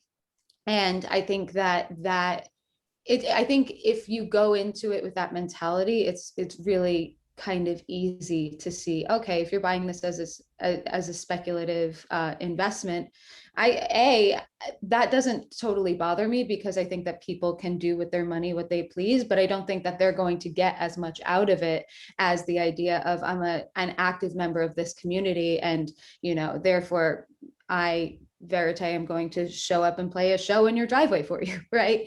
This idea that you're building something that's greater than the artist, and ideally detached from me, right? It's my Discord exists without me. I've created a community of people who like hang out and entertain themselves when I go away for a month, right? And so I think that becomes the goal, so that the community isn't fully dependent on me as this pillar in this center, but you're building something where that has a greater meaning. Yeah, I think that's a really interesting way to look at it, for sure. So I know we said we were going to wrap up around now, but do folks have time to stay? There's some questions that have popped up in the chat and in the Discord. If anyone has to go, feel free to sign off. But here is one from Jesse. If you could speculate, what do you think might be some of the events or attitudes that shift this skeuomorphic mapping of the logic of the contemporary art market? Wealthy collectors speculating on opaquely priced assets as thinly veiled money and reputation laundering onto this most recent NFT bubble, so that more career viable and sustainable support mechanisms become more culturally mainstream. It's in the chat, but does anyone want to take a stab at that? I have to look up the definition of skeuomorphism. Skeuomorphism is just like an abstract representation of something kind of real. So I mean, like Second Life would be considered skeuomorphic because it's kind of trying to represent real physical interactions between people. Yeah, so I guess sort of like the heart of the question is like, what are the things that maybe need to happen to shift us away from this like auction-y people? It's already situation. happening. I think it's already happening. It's kind of a narrative failure of the space generally, that most people who are working on things that are going to look dramatically different from how the music economy worked or the art economy worked are just kind of busy working on that stuff. And as I mentioned earlier, the narrative got hijacked by media and some actors in the space to kind of suggest that the only thing that's happening at the moment is this kind of auction mentality. But to my knowledge, this is really like a historical blip. You know, the diversity of applications is in process, and if anything, it's just kind of incumbent on us to bring our imagination to the process and contribute to that. Because for most people, in my experience at least, when most people think about music now, particularly most people like under 30, they just think about streaming, right? When most people over 30 think about music, they have other associations with it. The most important, I think, and urgent thing is for clever and smart and invested and you know, people involved in music communities to develop some fluency on the space and then think about what they would like their music economy to look like. That's the real opportunity. And the bad stuff is going to happen too, you know, but that's just going to happen anyway. That's just like a, yeah. So I would say in a sense that the characterization is accurate in one respect, but it's not, you know, most people I know who are working on this stuff are certainly not limiting their vision of art to, you know, to resembling like Christie's with a wallet, with a web wallet or something. That's not gonna, you know, that will happen, but there's other stuff happening. Yeah. This one from Alex. Interested to hear everyone's thoughts on how DIY labels can function in a Web3 environment. In particular, how can a label retain its artistic and curatorial identity if operating as a DAO or using a social token? Are there any examples of this working in the context of experimental music? I'll jump in quickly here because I wanted to talk about this and there just hasn't been time, but the Akisa project, and Matt, I know you and Holly had one of the folks from there on the podcast recently, but it's like this amazing like decentralized music project that ended up being released on like 40 different labels in 20 different countries, and they really sort of gave up their like control to get more power over the release, which I think that was actually something Holly said on the podcast, and I was like, whoa. But yeah, does anybody else want to maybe talk more specifically about that? I'll put a link to the Akisa project in the chat as well. I mean, ultimately, this is what I said initially. Even though the Akisa, that's the Sinyava album, right? So even though that used all the promises that DAOs and Web3 kind of makes, but used it in a very analog and very still traditional way, but it drives the point home that I was also earlier saying, that in the value creation of grassroots and underground and independent music culture, the distinction between, you know, who's the consumer, who is the marketing person is very often very blurred. You know, it's one of the things that I've been always saying, you know, for example, that word promoter, when you talk about parties, you always talk about the promoter.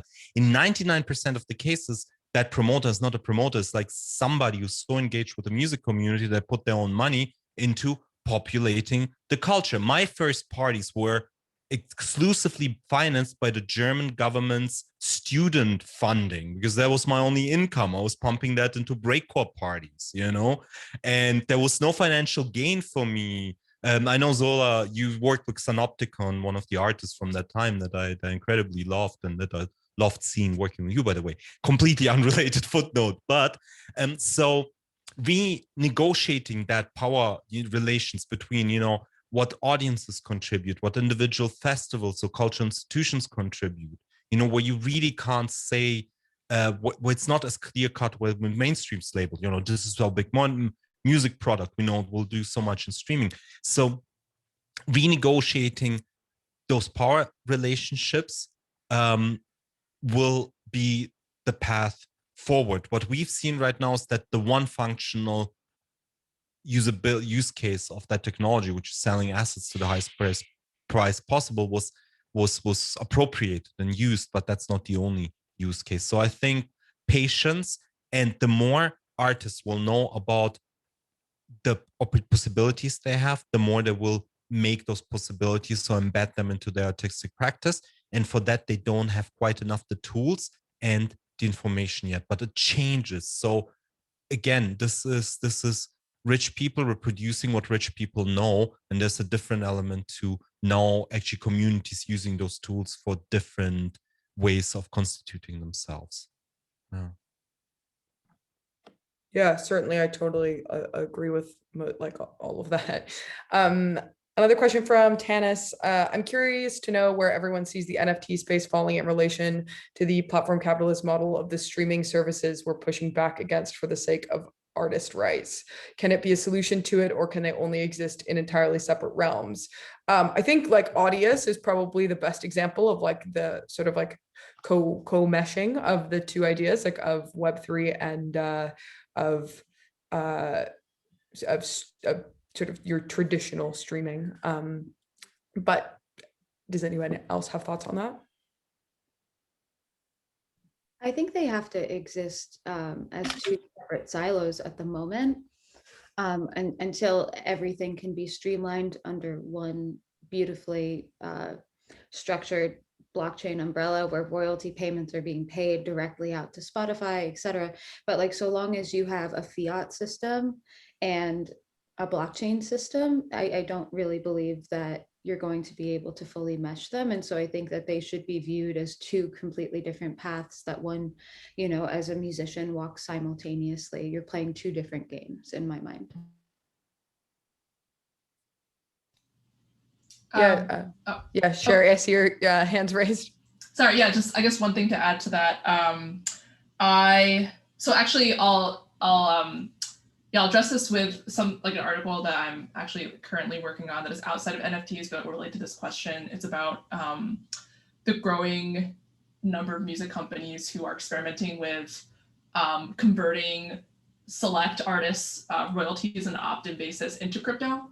So I know Prescription Songs is working on this, publishing company, Alpha Pup, the distribution label services company is working on this. That as an artist, you can opt into this like beta test where, yeah, you can like opt to get all or a certain portion of your royalties converted to a cryptocurrency of your choice. I think it's a really interesting initiative to like as an easier way to get artists who are able to, you know, more involved in crypto, to get them even, you know, able to participate in the crypto economy in the first place. That said, to tie now back to this question, I think what is like still feels like strange about it is that you are getting paid in crypto, but it's still tied to consumption. And I think like the dominant like, you know, streaming platforms, they incentivize like repeat consumption, repeat listening. And there's been like there have been a lot of other really great discussions about how, of course, that doesn't that like rewards certain artists. It certainly does not reward other kinds of artists, especially, you know, those in say classical, jazz, or like more experimental music genres. And whereas like NFTs, the way that artists are being compensated in that world right now, arguably is not tied to consumption at all. I think, yeah, actually someone found on Catalog, this music platform powered by Zora, music NFT platform, there's no correlation between, say, an artist's social media presence and the amount that they're generating from NFT sales, which I think is really great. It creates more opportunities for artists who may otherwise get overlooked. So I definitely see there could be a connection somehow to what Kelsey was talking about, but it's just, yeah, for now, it's just the whole point is that it is a fundamentally different way of working, such that your compensation does not only have to be tied to repeat consumption, the largest share of like the stream pie from Spotify, for example. Yeah, it's interesting to think about those two things. And I actually, the sort of first companies you were talking about, I hadn't heard of, but they sound interesting. I'm thinking there's two questions here that are kind of related and might be like a nice way to end things. Someone asks, what does it mean to be a meaningful member of a community of an artist? And the other one is, as artists, are you meaningful members of other artist communities? I guess this sort of like meaningful members thing, because I think, again, it's so important to like have these like big, huge conversations, but I think it's also really important to like tie it back to like, why are we all here and talking about this in the first place? Because we like really care about music, at least like in this discussion. And so I'd love to sort of hear everyone's thoughts on like, what does it mean to be like a meaningful member of an artist community, and can you sort of provide an example of a community that you're part of? And then I think we will leave it at that. I can start and then pass it off. I think that within my community, which I've really spent the last year really intentionally building out, obviously, because we were all stuck inside for a year. For me, it's presence. Like there were always communities, right? It's like this old idea of a street team, right? Where kids would volunteer to go put posters up and spray paint the sidewalk, etc. But now all of that exists in a digital landscape. And so obviously it's going to look different. And so I view this as a symbiotic relationship where for my community, I'm very active in asking, what do you guys want? What do you value? Right? Gathering opinions and allowing the people who support me to feel seen and to feel like they're participating in something that's greater than them. And then in return, you know, there's all of these like little fun initiatives that we do. You know, I play Among Us on Discord with my fans all the time. I do live cooking shows where I burn shit in my kitchen and they laugh at me. And then, you know, there was a 1,000 stream initiative for, you know, my latest single By Now, where essentially fans were like, you know, listening to the song, sharing the song. And once they hit 1,000 streams, I sent them a personal letter. Right. And so I think presence and what it looks like to be a valuable member to a community looks different for each individual community. But I think it's about communication and then showing up for each other. So it's not only fans showing up for an artist, it's an artist also showing up for their fans. And in terms of like my participation in other artists' communities, if I'm being completely honest, I don't have time to have that presence within any other artist community. Like I barely have time to do it in the way that I'm doing it with mine, but like I am on the Audius grants committee, for instance. And so I think from my perspective, like one-on-one with other artists, I talk about this shit all the time. But also being realistic where, you know, I want to make sure that when I make a commitment to be a part of something like that committee, that I have the time and bandwidth to do a very good job at it, if all of that makes sense. Yeah, for sure. Nika, maybe you want to speak to that?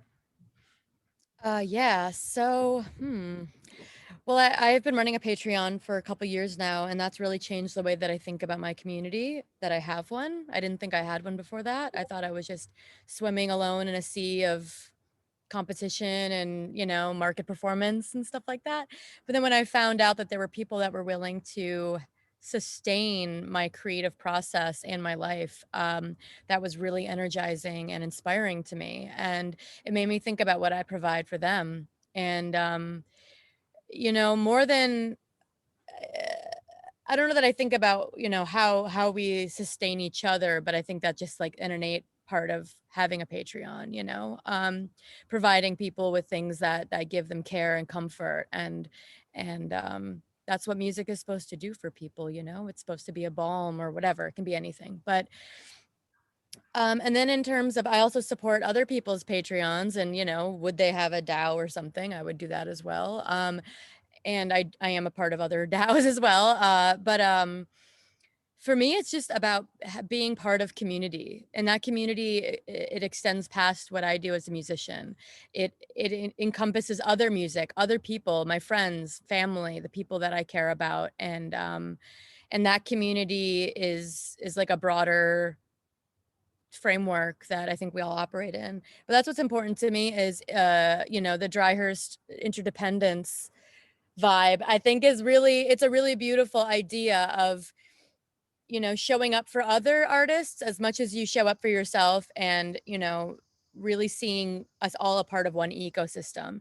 And so I do that by trying to support other artists and their Patreons and their communities as much as possible if I see that they're a part of, something that I believe in as well and that I get something out of, because I'm also a fan. As much as I'm an artist, I'm a fan. And I see just how when you are a part of something that does feel like a community, how much more grounded you feel in such a decentralized world.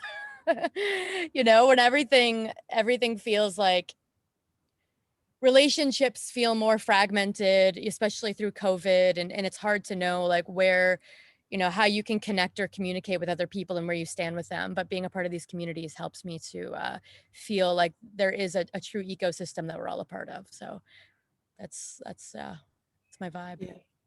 Nice. Yeah. Full shout out to the Interdependence podcast. I imagine most people watching right now have listened to it. I also wanted to shout out Verite has an amazing podcast called An Anatomy of an Artist that I've been digging into and really been enjoying that.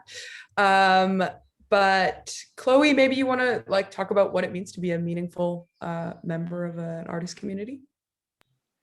Yeah, I think my perspective is slightly different because, like, while I am a musician and I collaborate with musicians and I do record, I primarily approach the space as a sound artist, and so most of my funding comes from, um, like, essentially, like, a gallery will pay to fly me somewhere and pay me for my work.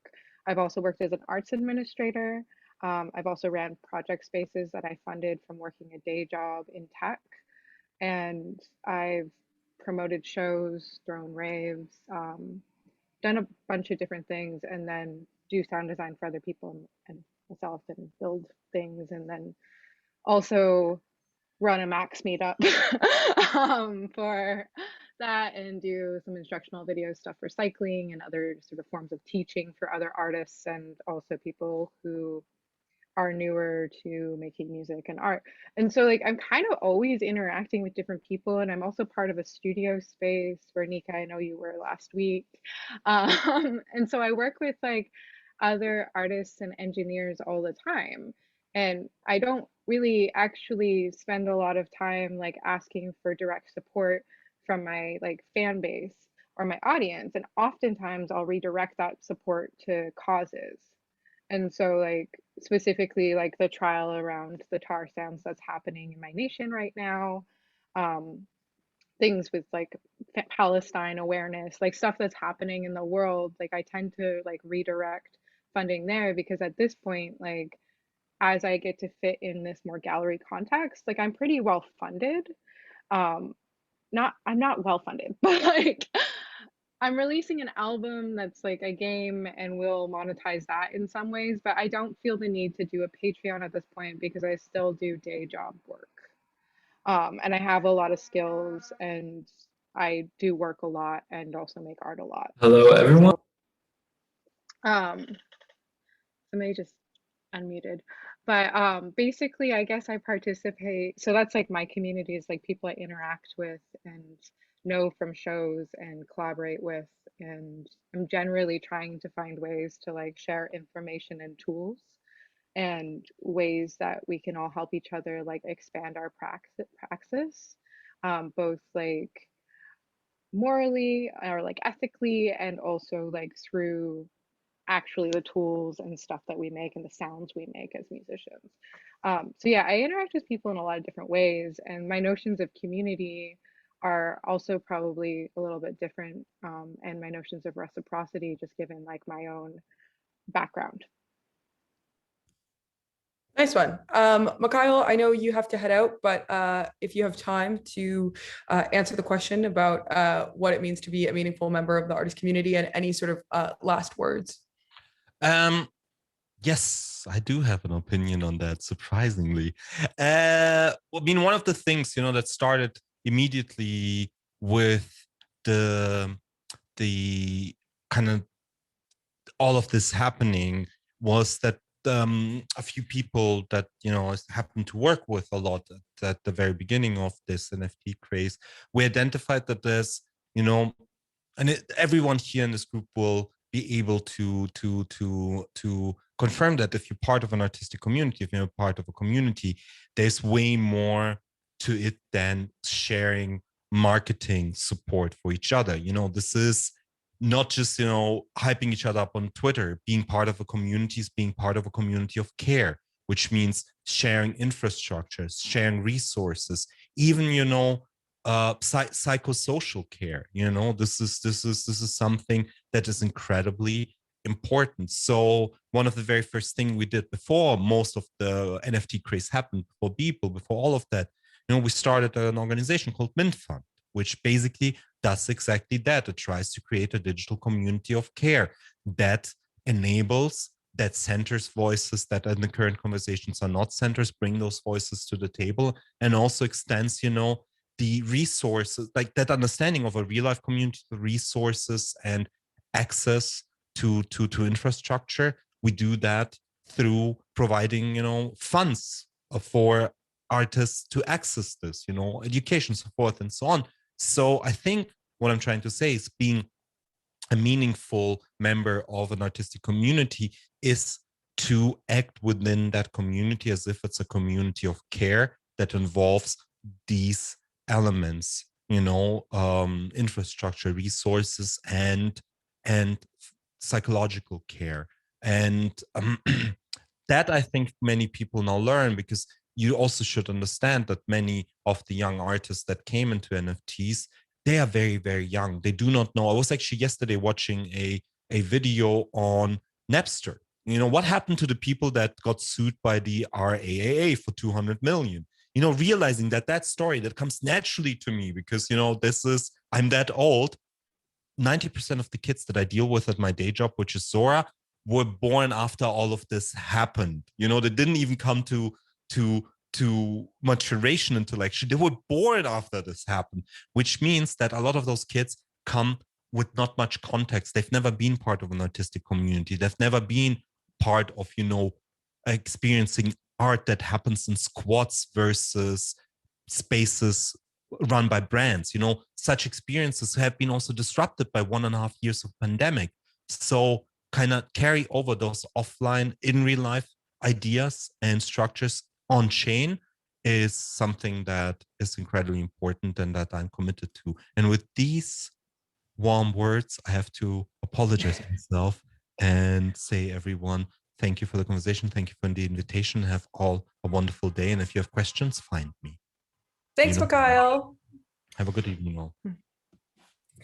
Yeah, I think I'll quickly sort of jump off the back of Michail's what he was saying there, but I'm really interested in, I think we're all quick to use this language online and then in real life. We say oh, it's so nice to meet you in real life or whatever, but online is real life, and increasingly so. And these aren't my words, but someone has sort of coined the idea of, instead of saying in real life, saying away from keyboard, AFK, which was an old sort of IM slang thing, which I absolutely love, because it's I think saying in real life or saying offline, it doesn't really make sense anymore, because online and offline are we ever really offline? I don't know. And is our lives online our lives at the computer any less real than our lives away from the computer? So anyway, just wanted to add that because I really love this away from keyboard thing.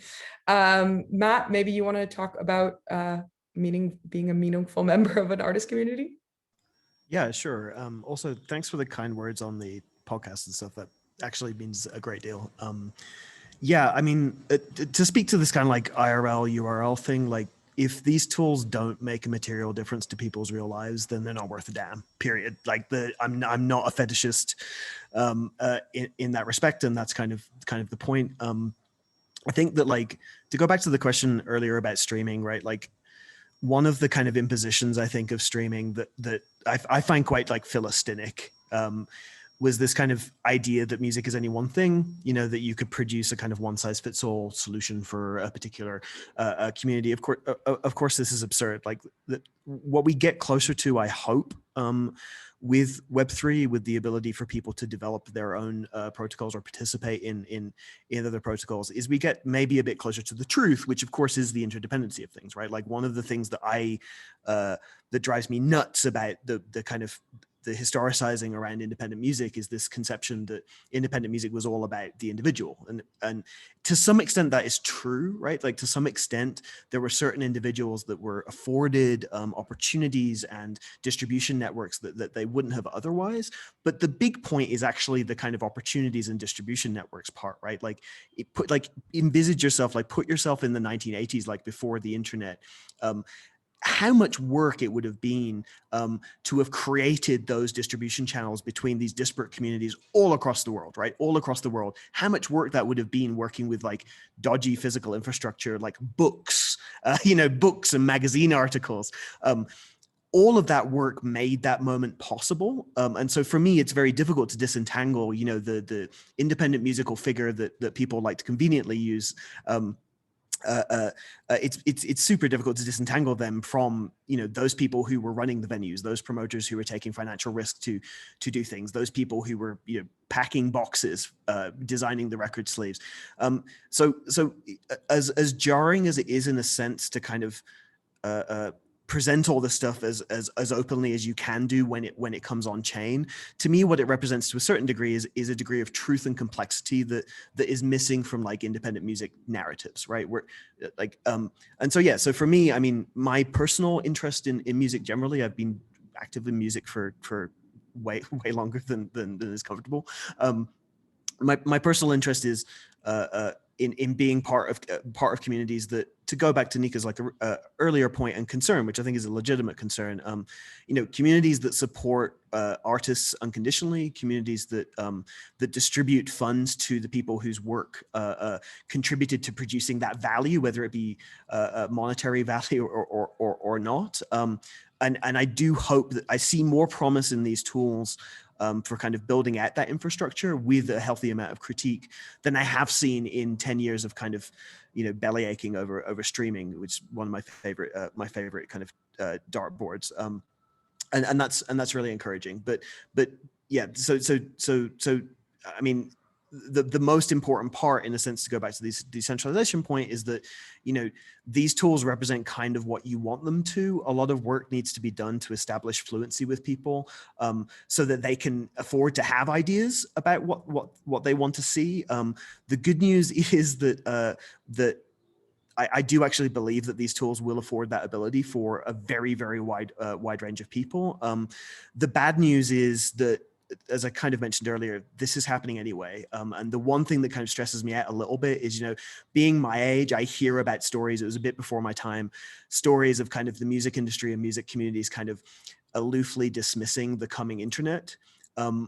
My biggest concern is that there is a climate at the moment of kind of oftentimes negativity, kind of stigmatization. My biggest concern is that we get ourselves into that position again, because I really can't emphasize enough, this is happening, irrespective of whether we choose to gain fluency about it and have these wonderful ideas about how it might apply to our communities or our practices. This is happening. So the bad news is that we ought to have been having these conversations a few years ago, and I couldn't be more enthused that groups like this come together, and all the people on this panel are thinking about it so thoroughly. That because it's happening, and it's kind of incumbent on us to make it not suck. Yeah, certainly. And I guess to sort of touch on something you said there that I didn't quite get to like ask formally, but I think like this word independent used to articulate something quite specific, especially in terms of music. And now I think I've seen like a lot of the people in this discussion specifically, but also in the wider music industry, question like, what does it mean to be independent anymore? And like that word doesn't really articulate what it means. That idea is still there, but I'm really like kind of turning over this idea of like, is it interdependent? Is it decentralized? Like what is like the new thing? And I'm really interested to see like where that discussion goes. But yeah, Cherie, do you want to wrap this up? Oh gosh. Yeah. I've just been listening and absorbing everything. This has been really like instructive and informative for me as well. I'm definitely in a different position in that I'm not like a creative like artist. I guess I'm a writer, but I am like running a company and I run a newsletter. I do have a Patreon page that that I guess supports my work independently, which is great. But definitely, yeah, a different like world community wise. Oh gosh, in terms of how to wrap this up. Oh yeah, I guess one more thing. This goes back to like an earlier audience question in terms of like an attitude shift. And yeah, I guess this does also build off of what Matt also said about the notion of independence not actually being like individualized. I think the myth of the singular creative genius is still super rampant today and can be very damaging in terms of to go down to the nitty gritty like business details, like not crediting people and then like them not getting paid. And there's a story about in the LA Times about the person who Daft Punk sampled in one of their biggest songs, like now being homeless. So many, and of course he was a Black musician. Like so many stories of that, unfortunately. So that said, so if we I guess look outside of like crypto and look at the world of like influencers, social media influencers, and the quote unquote creator economy, which is I think which was initially like even more like dramatically promoting this notion of like the individual like DIY like creator working totally on their own, building their own business completely on their own. Now there are more and more reports of like burnout and like, oh, I can't just be like creating content quote unquote 24/7. It's just not sustainable for anybody. So there are interesting companies coming up in that creator influencer world that are encouraging more collective, like more collaboration or just more collective ways of running business. One company that comes to mind, and there are a lot of other similar companies in this space, is Stir, like being able to, even, for example, like even making it easier to like I guess split revenue from a particular source, like ads from this particular YouTube video that you worked on and published with like all the people who worked on that video with you. It's a pretty manual process right now, but there are like fintech products. Doesn't get quite into DeFi, as someone was asking about in the comments, but just like incrementally there are products being made that just make it easier to just work collectively with other people, let alone like I guess compensate them more fairly. So yeah, I guess just to wrap up, just that mindset, and it ties to I think a lot of what we talked about is really important. Yeah, it is just not. I was thinking of this is a whole other conversation, but like BitClout, where you can like create your own like like token like branded by yourself, is probably the most extreme version of this like very individualized neoliberal like view on the future of the creator economy, of the economy generally. So yeah, I would encourage people to, especially with Web3 decentralized tech, just like try to ingrain like collaboration and community more into future applications, as opposed to just this very like singular individualized view on music and art in general. Amazing. I love that. I couldn't have summated this conversation better myself. I guess, yeah, now that we're at the end of this, I wanted to thank you all for your like amazing words. I know I've like learned a lot in the course of the last 2 hours, and I hope that everyone else has as well. Thank you to all the people watching and asking questions. It's been really amazing to see everybody so like participating. And I dropped the link in the chat, but we have a brand new QUO Discord. So would love to like keep chats going on in there. Also big shout out to the Water and Music Discord. It's actually how I was connected with Zola Jesus and Verite, which is wicked. Oh, amazing. Yeah. So yeah, join our Discord. Hopefully we can have more chats there. The like Music Futures series continues throughout the rest of the month. Next Wednesday, same time, same place, we're talking about avatars. And Trevor McFedries is going to join us, Danielle Braithwaite Shirley, and some other artists are going to join us for the conversation. So I think that one should be really wicked, as this one has been. Also, big shout out to Music Board Berlin and the Ryerson Communication and Design Society for helping make this happen. Couldn't have done it without them. Cheers, everyone. Have a wonderful Thanks so day. much. Thanks so much. Yeah. This is great. Thank Lovely to chat. you. Ciao. So lovely Day. to chat. Bye. Ciao. Be safe. Bye.